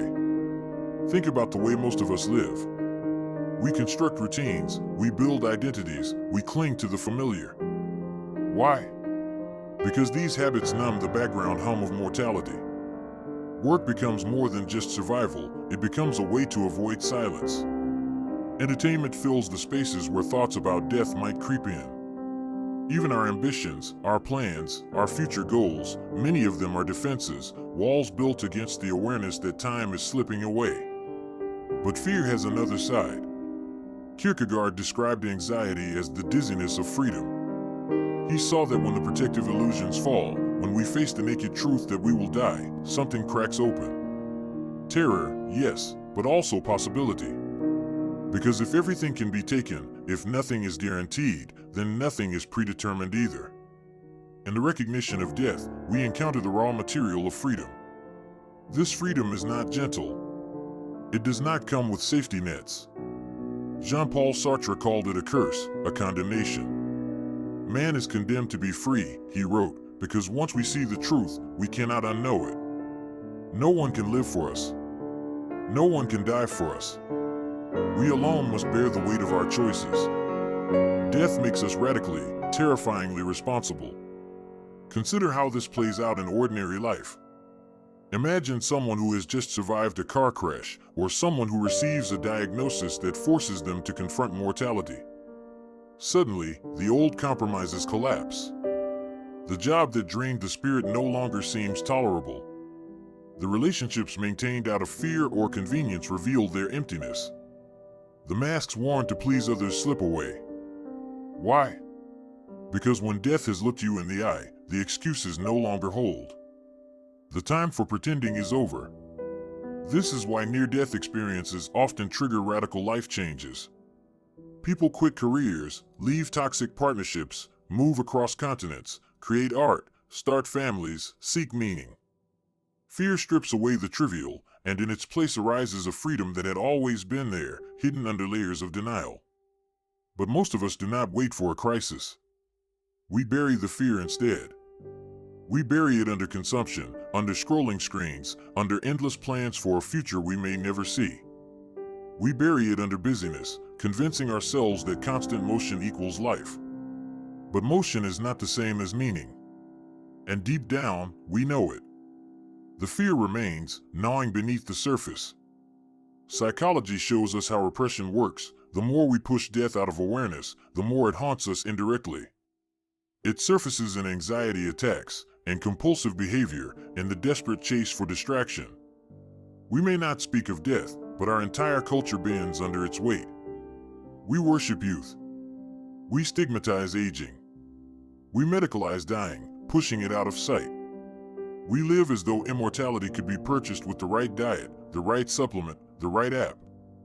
But the fear always returns. What if we stopped running? What if, instead of treating fear as an enemy, we treated it as a teacher? The lesson it offers is harsh, but it is also liberating. Time is finite. You will die. And because of that, you are free to live. Free to shape the story while the pen is still in your hand. This is not easy. Freedom never is. It demands courage, the courage to accept uncertainty, to embrace responsibility, to step away from the comfort of roles and systems. And yet, every authentic act in history has been born from this confrontation. Artists who created against all odds, revolutionaries who stood against empires, lovers who chose each other despite impossible circumstances, all of them drew their strength from the same source, the knowledge that death is near, and therefore the time to act is now. Fear, then, is not the opposite of freedom. Fear is the threshold. Walk through it, and you find the ground beneath your feet shifting. The chains of expectation loosen. The voices of conformity fade. What once seemed impossible begins to look inevitable. Imagine standing at the edge of a cliff, wind tearing through your clothes, heart pounding as you stare into the abyss. That moment of vertigo, that pull between terror and exhilaration, that is what Kierkegaard meant by the dizziness of freedom. To step back is safe, but suffocating. To step forward is uncertain, but alive. And here the paradox reveals itself. The more we resist fear, the more it owns us. The more we face it, the more it transforms. It does not vanish, but it changes shape. Fear becomes energy. Fear becomes urgency. Fear becomes the raw material of courage. So ask yourself, what masks are you still wearing? What routines are you still hiding behind? What truths are you avoiding, because to admit them would mean changing everything? Death waits for us all, but before it claims us, it offers a choice: hide until the curtain falls, or live as if every moment matters.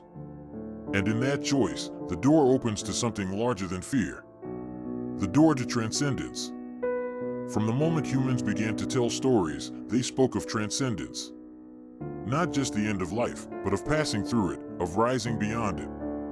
Every mythology carries this pattern: descent into darkness, confrontation with death, and then rebirth. It is the oldest rhythm in the human imagination. The Greeks told of Orpheus, who entered the underworld to bring back his beloved. The Mesopotamians told of Gilgamesh, who searched for immortality and returned with wisdom instead. In the Christian story, Christ descends into death and rises transformed. The hero's journey, mapped by Joseph Campbell, repeats it endlessly: separation, initiation, return. Death is never just an ending, it is the portal to transformation. But myths are not only ancient tales. They are mirrors of the psyche. Carl Jung saw this clearly. He believed that transcendence was not about escaping death, but about integrating it into our inner development. For Jung, the self, the totality of who we are, cannot emerge without the symbolic death of the ego. The old self must collapse so that a new self can rise. Individuation is not a straight path upward, it is a descent, a death, and a rebirth. Think about the turning points in your own life. The breakup that shattered your sense of identity. The failure that forced you to abandon old dreams. The betrayal that tore down your illusions. In the moment, it felt like death. The person you thought you were could not survive. But later, looking back, you realized something else had been born. A deeper strength. A sharper vision. A truer self. That is transcendence in action, not a fantasy of escaping mortality, but a transformation within it. Modern psychology echoes this in surprising ways. Abraham Maslow described peak experiences, moments of awe, creativity, or unity where the boundaries of the self dissolve. For a brief time, the fear of death vanishes. People report feeling infinite, timeless, connected to something larger than themselves. These are not myths, they are lived experiences. And research shows they are profoundly healing. They reset priorities, they spark meaning, they even change the brain. Mihai Csikszentmihalyi's concept of flow describes something similar. When we are fully absorbed in art, in sport, in love, in work that matters, the self dissolves. Time disappears. Fear recedes. We enter a state beyond ordinary consciousness. It may not last, but it leaves a trace. A reminder that transcendence is not only a promise for the afterlife, it is available here, in the raw intensity of living. Consider the moments that have shaken you out of time. The music that cracked your chest open. The landscape that left you speechless. The gaze of someone you loved so deeply that you forgot where you ended and they began. These are glimpses of transcendence. Small deaths of the ego. Small rebirths of the soul.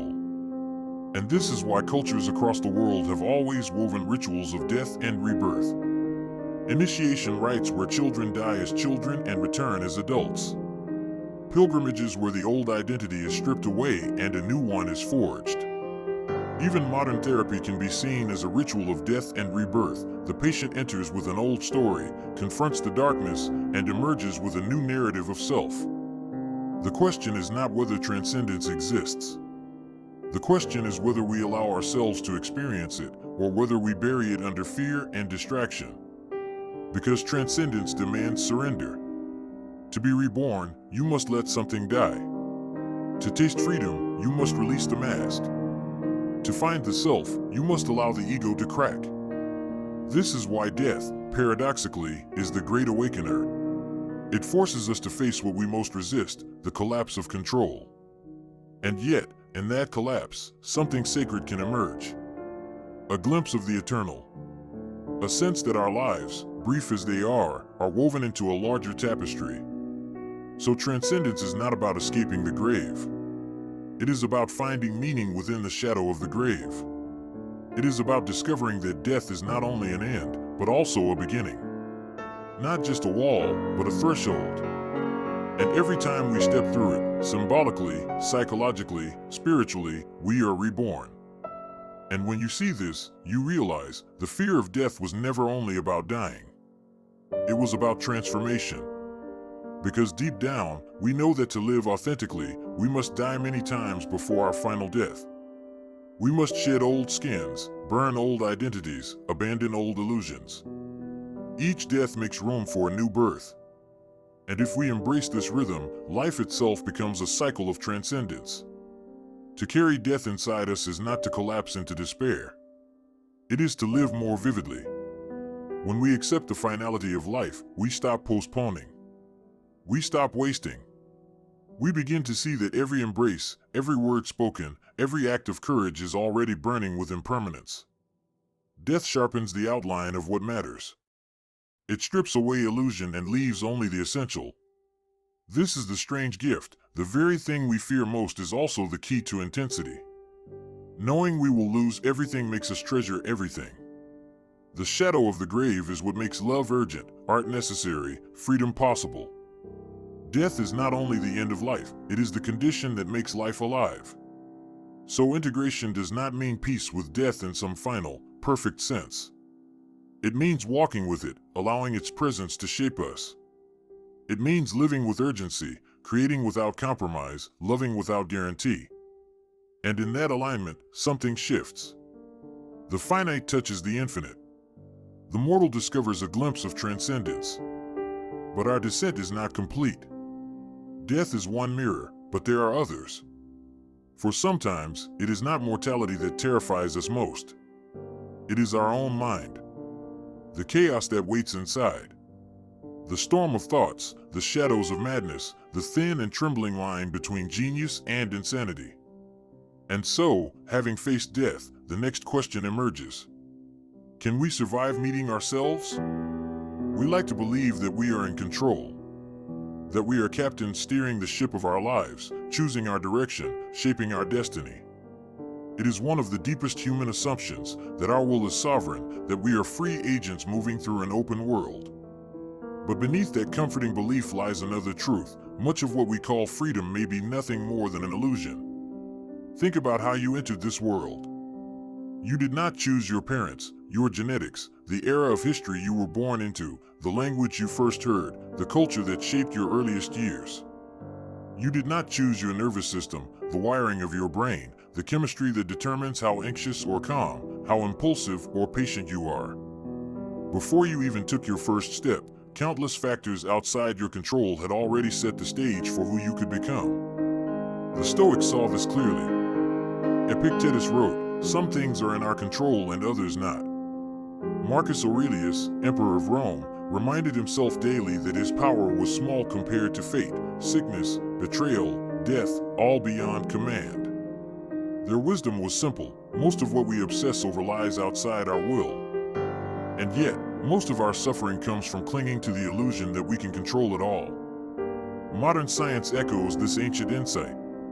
Neuroscience shows that decisions often form in the brain milliseconds before we are conscious of them. Our so-called free choices may already be set in motion before we decide.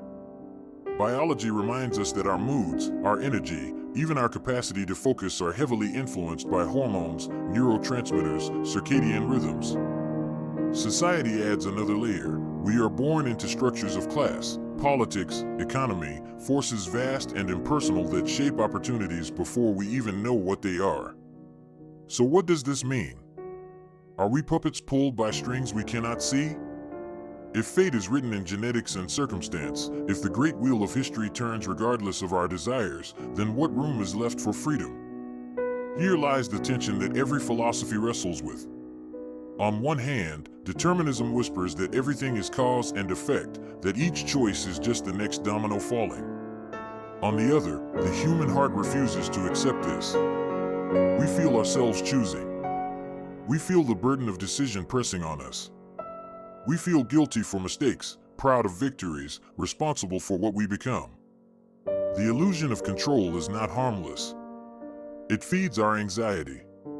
We plan obsessively, imagining that if we just work hard enough, calculate carefully enough, we can bend reality to our will. We blame ourselves mercilessly when events slip out of hand, as if we could have stopped the tide. We cling to the fantasy that life is a machine with knobs and levers, when in truth it is closer to a storm, vast and unpredictable. And yet, this illusion may also be necessary. To live as though we had no freedom would be unbearable. To believe everything is predetermined, that our choices mean nothing, is to strip life of dignity and purpose. Even if control is partial, even if freedom is bounded, we must act as though our will matters. Perhaps that is why we keep telling ourselves the story that we are in control. But what happens when that story cracks? When disaster strikes and we realize how powerless we are? When death takes someone we love, when illness blindsides us, when chance erases years of effort. In those moments the illusion collapses, and we glimpse the naked face of fate. The question then becomes, is there a deeper freedom hidden within this recognition? The Stoics thought so. For them, wisdom lay in drawing the boundary between what is ours and what is not. We cannot control fortune, but we can control our response. We cannot stop the storm, but we can decide how to stand in the rain. Fate determines the cards we are dealt, freedom lies in how we play them. And yet, this answer does not silence the tension. Because even our responses, our patience, our courage, our resilience, are shaped by forces we did not choose. A child raised in cruelty may struggle to trust. A soldier with trauma may struggle to find peace. A genetic predisposition may shadow the will. Where, then, does freedom truly begin? The illusion of control is powerful because it is both false and necessary. False, because so much of life is ruled by forces outside us. Necessary, because without the belief in some freedom, we could not act at all. Perhaps the paradox is this: freedom only reveals its meaning when we confront fate. Only when we admit how small we are do we glimpse the dignity of choosing at all. If the illusion of control cracks, what remains is something far heavier. Freedom. And freedom, far from being the light and glorious gift we imagine, often feels like a burden too heavy to carry. Jean-Paul Sartre once wrote, "Man is condemned to be free." Condemned, because freedom is not a comfortable privilege, it is an inescapable sentence. Once we recognize that no one else can choose for us, no one else can live for us, and no one else can die for us, we see the truth: every choice rests on our shoulders alone. There is no script handed down, no destiny pre-written in stone that we can safely lean on. Our life is the sum of the decisions we make and the decisions we avoid. Kierkegaard felt this weight long before Sartre. He called it the dizziness of freedom. Stand at the edge of a cliff and look down. Your body trembles, not just because you fear falling, but because you know you could jump. That yawning abyss is possibility itself. Infinite choices stretch before us, and with them infinite consequences. The anxiety we feel is not just fear of failure, it is fear of freedom. Think about the crossroads moments in life. Choosing a partner, ending a relationship, deciding on a career, moving to a new city. Each decision is an act of creation. By choosing one path, we kill all others. Every yes is also 1,000 no's.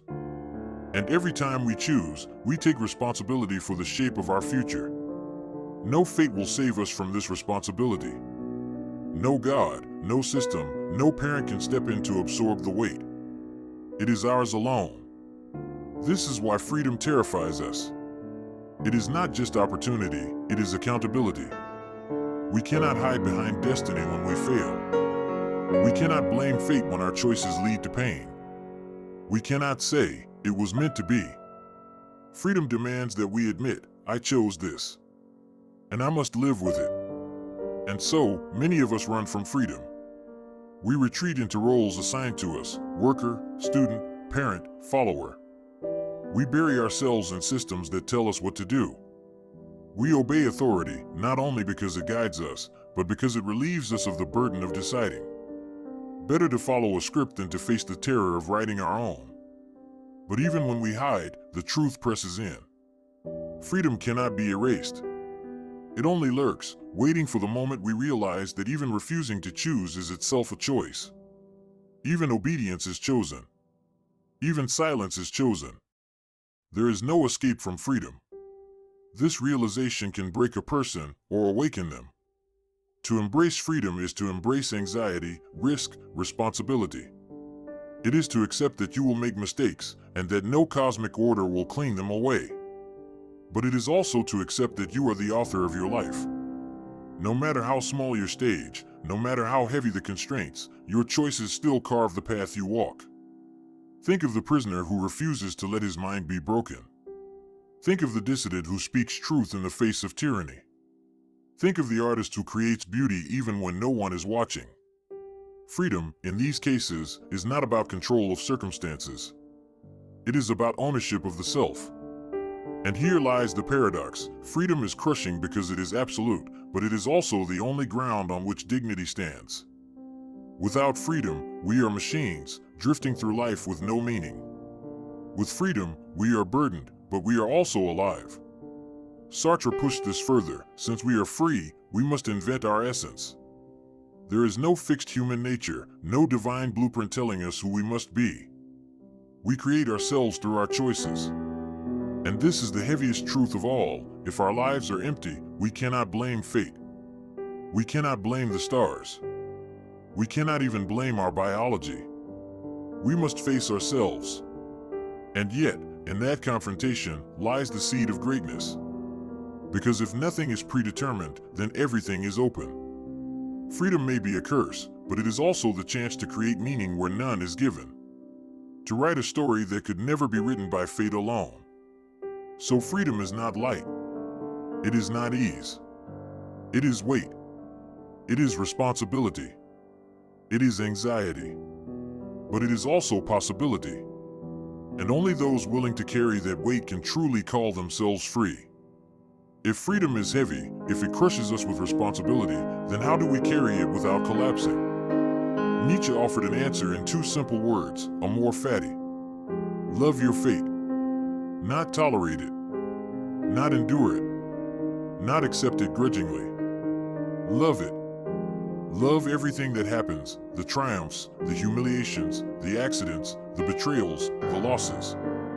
Love the pain as much as the joy. Love even the moments that break you. For Nietzsche, this was not a metaphor. It was a demand to say yes to life in its entirety, without reservation.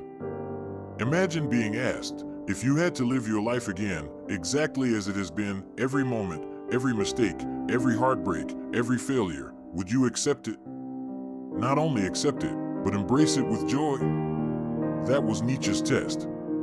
If you recoil, if you wish you could erase the past, then you are not yet free. True freedom, for him, was the courage to say, yes, I would live it all again. Eternal return and eternal affirmation. This idea is almost unbearable. How can we love suffering? How can we embrace tragedy? How can we say yes to the moments that nearly destroyed us? Nietzsche's answer was stark, because those moments are not separate from who we are. Without them, we would not exist as we do. Without the scars, without the failures, without the betrayals, there would be no depth, no strength, no wisdom. To curse them is to curse ourselves. To love them is to love the wholeness of life. Modern psychology has discovered something similar. Survivors of trauma sometimes describe a strange phenomenon, post-traumatic growth. Not that the trauma was good, not that it should have happened, but that in surviving it, they became something new. They found strength they did not know they had. They reevaluated priorities. They built meaning where before there was none. The wound became the doorway. Pain became the teacher. Fate became the sculptor of resilience. Think of the stories that move us most. They are not tales of easy lives. They are stories of struggle, of suffering transformed into creation.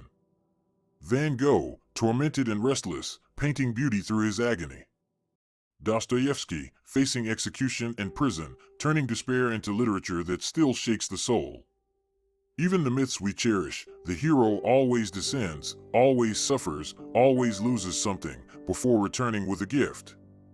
Amor fati is the thread that runs through them all. But let's be clear, Nietzsche's call is not passive acceptance. To love fate is not to lie down before cruelty. It is not to romanticize suffering or excuse injustice. It is to meet whatever comes with defiance, with creativity, with a fierce yes that transforms even tragedy into fuel. It is the refusal to be broken. It is the choice to turn every blow into strength, every fall into motion, every ending into a beginning. There is a strange kind of liberation here. If you can love your fate, every part of it, then nothing can defeat you. Failure loses its sting. Loss becomes depth. Even death itself becomes part of the affirmation. You are no longer bargaining with life, asking it to be gentle. You are embracing it as it is, chaotic, painful, unpredictable, beautiful. And here lies the secret, amor fati is not just about the past. It is about the present and the future. To love fate means to stand in this very moment, however imperfect, and say, yes. Not I will be happy when, not I will live once conditions improve, but here, now, even in the struggle, even in the mess. This moment too is worthy of affirmation. Nietzsche believed that only those who could say this yes were truly strong. Not those who conquered the world, but those who embraced it. Not those who escaped suffering, but those who transfigured it into meaning. Amor fati is the ultimate act of freedom, to embrace what you cannot change, and in that embrace, to transform it into power. So ask yourself, what parts of your fate do you still resist? What memories do you still curse? What events do you still wish erased? Can you imagine, even for a moment, saying yes to them? Not because they were good, but because they are yours. Because they shaped you. Because without them, you would not be standing here, listening, searching, alive. To love your fate is to love your story, not only the bright chapters, but the darkest ones. It is to hold the book in your hands and say, I would read it again. Every page, every word, even the ones that tore me apart. And when you can say that, when you can affirm life in its totality, you are free. Truly free. Fate no longer chains you, because you have chosen to embrace it. And in that embrace, destiny and freedom are no longer enemies. They become the same. So where does this leave us, caught between freedom and fate? We began believing in control, only to watch it slip through our fingers. We discovered that freedom, far from being a gift of ease, is a crushing weight of responsibility. And yet, Nietzsche dared us to say yes, to embrace not only our choices, but the circumstances we never asked for. To love fate itself, and in that love, to discover freedom on the other side. The paradox is clear. We are both bound and free. Bound by the limits of our bodies, our histories, our circumstances. Free in the way we respond, free in the meaning we create, free in the yes or no we speak to life. Freedom and fate are not enemies. They are dance partners. One sets the rhythm, the other chooses how to move. To live authentically is to stop asking which one wins, and to start living as though both are true. Fate lays down the ground. Freedom shapes the path across it. And when we embrace both, life stops being a courtroom where we demand verdicts.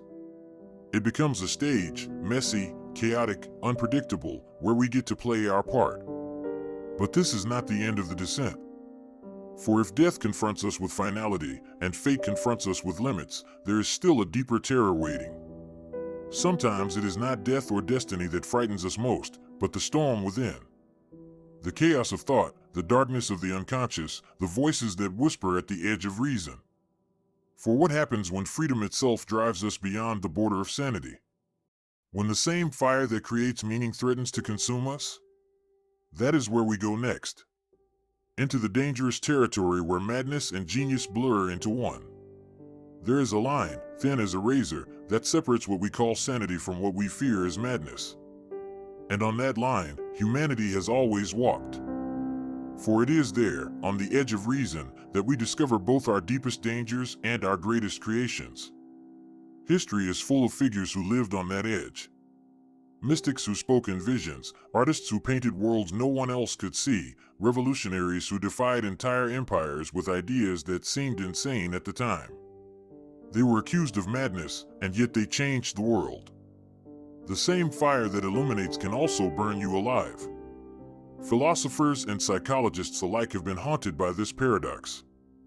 Michel Foucault, in Madness and Civilization, traced how societies have always sought to lock away the mad, not only to protect them, but to protect themselves from the mirror they hold up. For madness exposes the fragility of reason.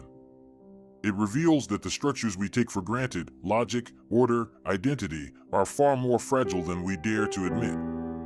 Carl Jung saw it in the psyche. The deeper you descend into the unconscious, the more you risk being overwhelmed by forces larger than the ego can contain. Without integration, the shadow can consume you. Without grounding, the archetypes can pull you apart. But Jung also knew that to refuse the descent was to remain shallow. Sometimes you must step close to the edge in order to grow. Nietzsche lived this tension with brutal intensity. His writings burned with brilliance, but at the end of his life, his mind collapsed into silence. For him, genius and madness were not opposites, they were neighbors. To dare to see further than others is also to risk seeing more than the mind can bear. Modern psychology has confirmed what these thinkers intuited.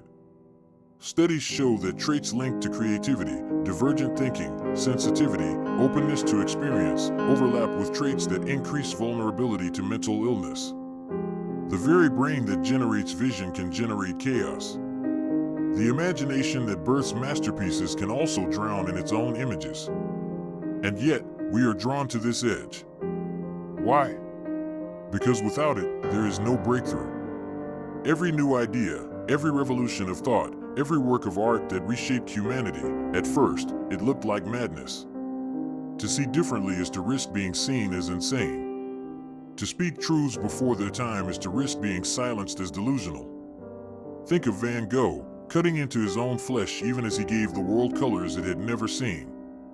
Think of Nikola Tesla, wandering the streets at night, lost in visions of currents and machines that seemed impossible until the world caught up.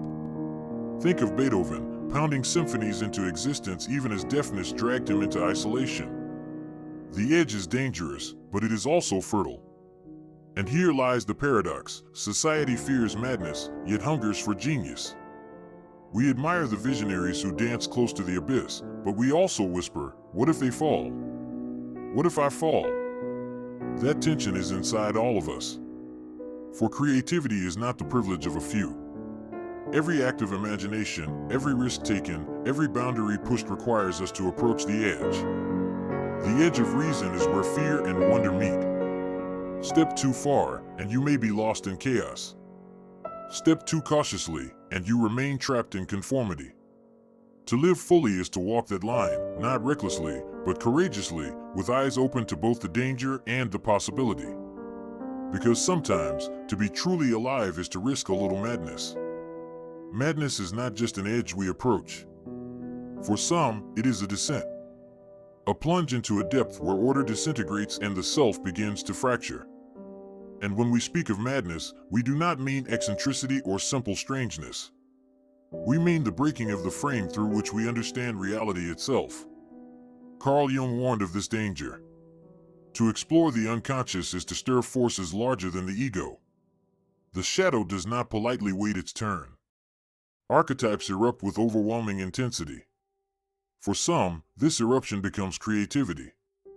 For others, it becomes chaos. Without integration, the flood of the unconscious drowns the fragile boat of the self. Dostoevsky's novels circle this abyss with relentless honesty.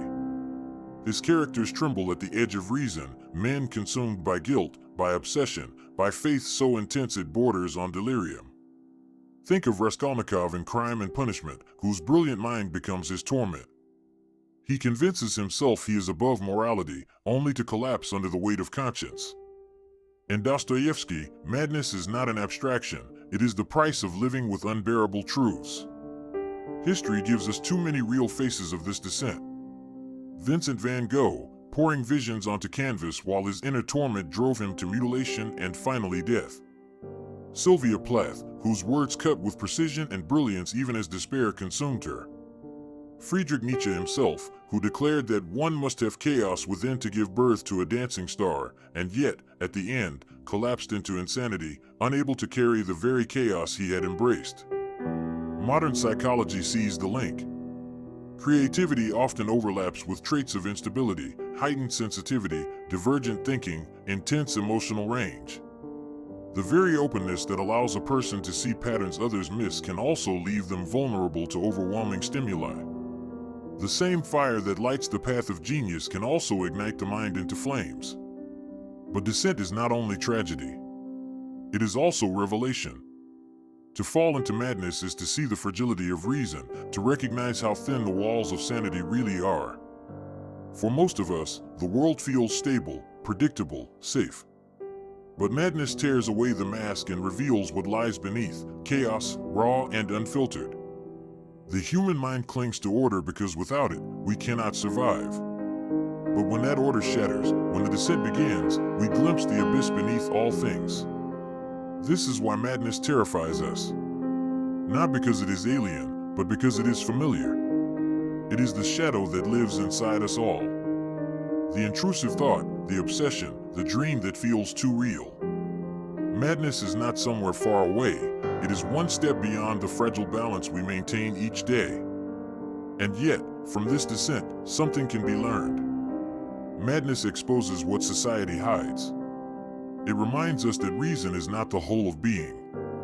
It forces us to ask, what is genius but madness harnessed? What is vision but a controlled delirium? Still, we must not romanticize the suffering. The cost is often unbearable. Families torn apart. Lives shortened. Pain beyond measure. The descent into madness is not a choice, and it is not a game. It is tragedy, even when it leaves behind beauty. But to look away completely is also a mistake. For within the stories of madness we also find truth. Truth about the mind's limits. Truth about the fine line between creation and destruction. Truth about what it means to be human, to walk every day with the possibility of falling. If madness is a descent, then genius is the attempt to turn that descent into light. Genius is not the absence of chaos, it is the transformation of chaos into form. Where madness dissolves the self, genius channels the same forces into creation. The difference is razor thin, but the consequences are vast. Nietzsche captured it in a single sentence: you must have chaos within you to give birth to a dancing star.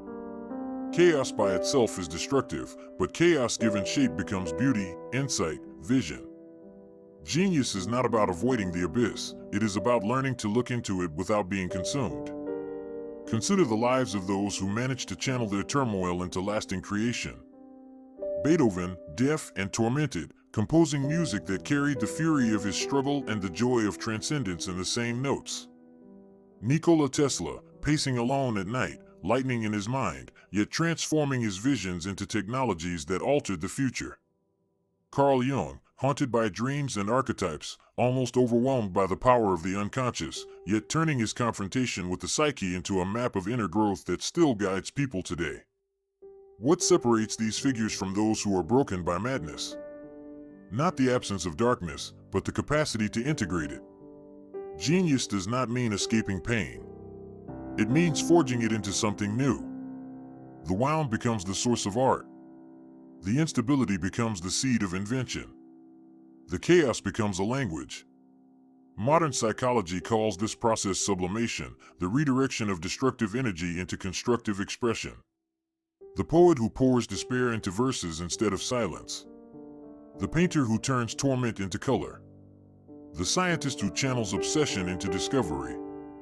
These are acts of alchemy, transforming suffering into meaning. But genius is not only found in history's great names. It is in the person who turns grief into compassion, who transforms personal struggle into strength that uplifts others. It is in the teacher who carries their scars into wisdom, the parent who turns hardship into guidance, the ordinary life reshaped by extraordinary resilience. Genius is not reserved for the chosen few. It is a way of engaging the chaos within. And yet, the risk remains. To walk close to madness in pursuit of genius is to live dangerously. Many who tried have burned out, consumed by the very forces they sought to master. Creativity feeds on intensity, but too much intensity can destroy. The line is thin, and no one walks it without scars. So perhaps the real measure of genius is not brilliance alone, but survival. To endure the storm and return with a gift. To bring back something from the depths without being lost to them. In myths, the hero who descends into the underworld is not celebrated for going down, anyone can fall. The hero is celebrated for coming back. For carrying something precious out of the dark. Genius, then, is a form of return. A return from chaos with creation in hand. A reminder that the abyss is not only a place of destruction, but also a well of inspiration. Those who dare to face it risk everything. But when they succeed, they expand the world for all of us. Madness and genius are not opposites. They are neighbors. Two rooms in the same house of the mind. One swallows, the other creates. But both draw from the same well, the chaotic depths of human experience.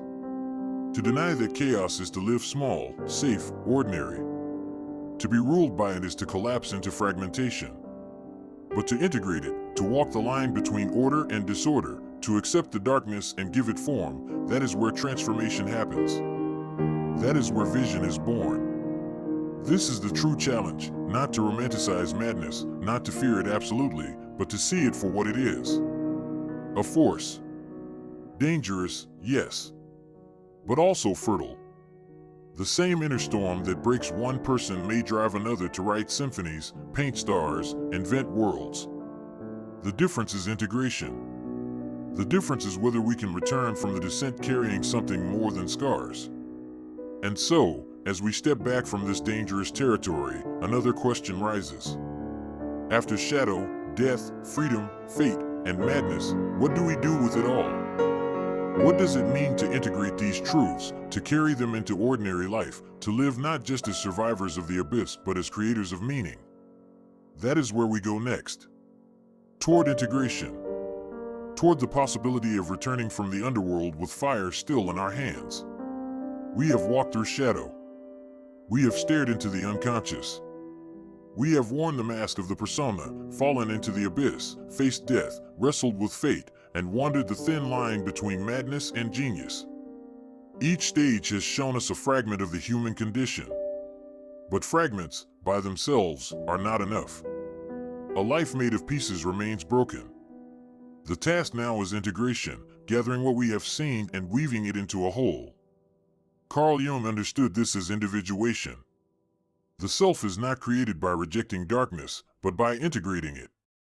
To deny the shadow is to remain incomplete. To deny death is to live shallowly. To deny freedom is to become a puppet.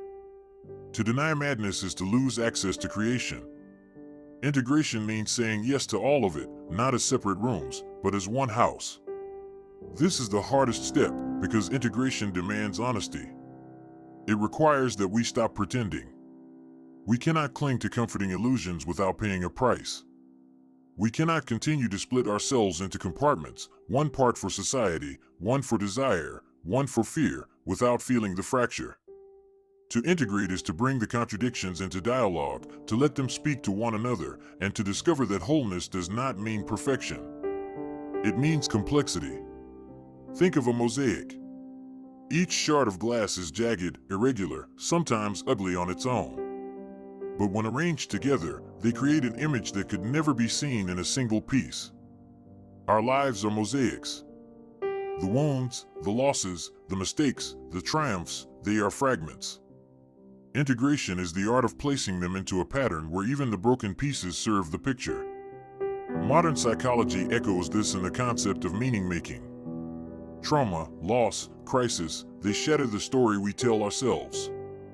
Integration is rewriting that story so the pain is not erased but absorbed.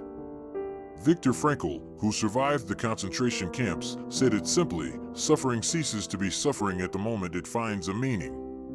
Integration does not remove the darkness, it gives it context. But there is danger here too. False integration is as destructive as denial. To rush into neat answers, to plaster pain over with cliches, to pretend reconciliation before the work is done, this is not healing. It is repression disguised as wisdom. True integration is slower, messier. It does not avoid contradictions but carries them. It learns to live with tension without demanding resolution.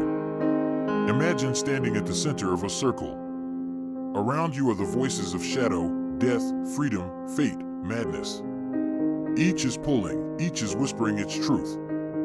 Integration is not silencing them. It is listening and then responding with balance. Sometimes one voice must lead, sometimes another. But none can be banished. They all belong to the same psyche. The reward of this work is depth. A person who integrates becomes solid. Not invulnerable, but grounded. They are not shattered by every storm because they have already faced storms within. They are not seduced by every mask because they know who they are beneath masks. They are not terrified by death because they have already rehearsed it in their soul. They are not broken by madness because they have tasted chaos and returned. Integration creates weight, and weight is what gives a human being gravity. So the journey does not end in brilliance or despair. It ends in wholeness. Or perhaps it only begins there. For once you have integrated, once you have gathered the fragments into something resembling a self, then the task becomes to live it, to carry the wisdom back into the ordinary, into relationships, into work, into the small details of life. The descent into the depths matters only if it changes the way we walk on the surface. Integration is not a final destination. It is a practice. A way of living that refuses to split the self into safe compartments. To integrate is to carry everything we have faced, not perfectly, not without struggle, but consciously. Viktor Frankl saw this in the camps. He wrote that those who survived were not always the strongest or the healthiest, but those who could find meaning even in horror. To integrate suffering is to refuse to let it be meaningless. To say, this pain will not vanish, but it will not be wasted. I will use it to create, to love, to stand. Carl Jung offered the same insight from another angle. He insisted that individuation does not mean becoming pure light. It means carrying the shadow without denial, carrying the death drive without paralysis, carrying freedom without collapsing, carrying madness without being swallowed. Integration is not innocence. It is maturity. It is to walk through fire and return with scars, and to see those scars not as shame, but as part of the pattern. And modern psychology echoes this. Studies on resilience show that people who grow after trauma are not those who erase the past, but those who weave it into their story. They do not say, it never happened. They say, it happened, and now it is part of me. Integration is not about erasure. It is about expansion. Think of the Japanese art of kintsugi, broken pottery repaired with veins of gold. The cracks are not hidden, they are highlighted. The break becomes the beauty. That is integration. Your fractures are not erased, but illuminated. They become part of the design. This is the call now, to live as if nothing you have suffered, nothing you have faced, was wasted. To live as if even your brokenness has a place. To live as if every shadow you encountered is now part of your strength. Integration is not passive reflection. It is active creation. So the question becomes, how do we live differently after all this? How do we walk back into ordinary life, into work and love and routine, carrying the truths of shadow, death, freedom, madness? The answer is not dramatic. It is subtle. It is in the way you speak to a friend, knowing time is short. It is in the way you choose work that matters, knowing freedom is heavy. It is in the way you face suffering, knowing chaos can destroy but also create. It is in the way you love, knowing there are no guarantees. Integration is not a single act. It is the thread that runs through every act. And this leads us to the final step. For if integration is real, it cannot stay hidden in theory. It must return to the world. Every descent must lead to a return. Every vision must come back to life. Every journey inward must step outward again. Which means our descent is not finished until we stand once more in the daylight, carrying what we have gathered. The return is the last test. And it is there we go next. When a journey is real, it does not end at the cave mouth. It ends at your doorstep. The screen goes dark, the room is the same, your life is the same, and you are not. What you have seen cannot be unseen. The shadow you met has your name on it. The mask you wore has new weight. Death stands where it always stood, but now it calls you to live. Freedom waits without guarantees. Fate holds its cards.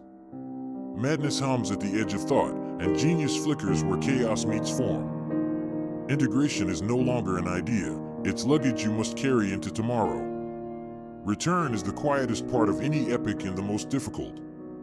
Descending is dramatic, returning is disciplined. The world did not go on this journey with you. It will test you the moment you step back in. Old habits will invite you to sleep. Old roles will ask you to shrink. The persona will whisper, just be who you were. But you have changed. The question is whether you will honor that change when nobody is watching. This is how you know the journey took root, small, repeatable acts. The way you speak to someone you love when you are tired. The way you hold a boundary without cruelty. The way you choose meaningful work over numbing motion. The way you refuse to postpone what matters because time is a finite currency and you have counted the coins. The return is not fireworks. It is fidelity. Carrying the shadow means you stop outsourcing your darkness. You own the part that envies, that resents, that wants to control, and by owning it, you blunt its power. Carrying death means you stop living like you have infinite tomorrows. You move the important conversation to today. You start the project before you feel ready. You say the words that matter. Carrying freedom means you accept the weight of choice and the price of responsibility. You won't always choose well, you will choose honestly. Carrying fate means you bless the constraints you did not pick and turn them into form. Limits become style. Hardship becomes strength.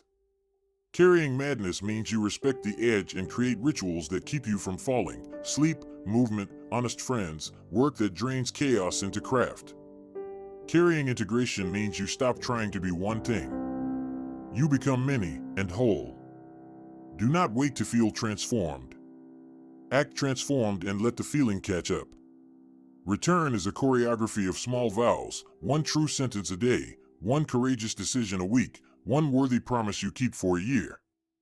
Build altars in your calendar where you renew the pact, with your values, with your work, with the people who make you more human. Life will interrupt you. Begin again. That is also part of the vow. You do not owe the world perfection. You owe it presence.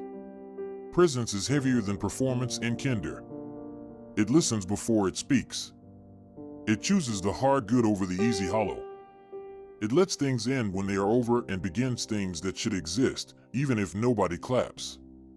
Presence is what the underworld trains you for. There will be days you feel the old gravity.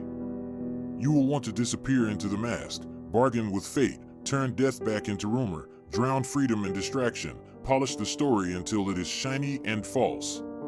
When that day comes, step outside. Breathe air that no algorithm can curate. Put your hands on something real, wood, water, a shoulder. Say out loud what you are avoiding. Write it if you must. If you can't be brave for a day, be brave for a minute. Most days only require a minute, repeat it. Remember, the gift you bring back is not information. It is orientation. People don't need more facts about the abyss. They need someone who has been there and can still love. Someone whose yes means yes and whose no is clean. Someone who can sit beside pain without turning away or turning it into spectacle. If you carry only that, you have brought back fire. You will be misunderstood. That is the tax on returning with something real. Do not spend your life issuing receipts to prove your purchase. Build instead. Build conversations that dignify. Build work that outlives a mood.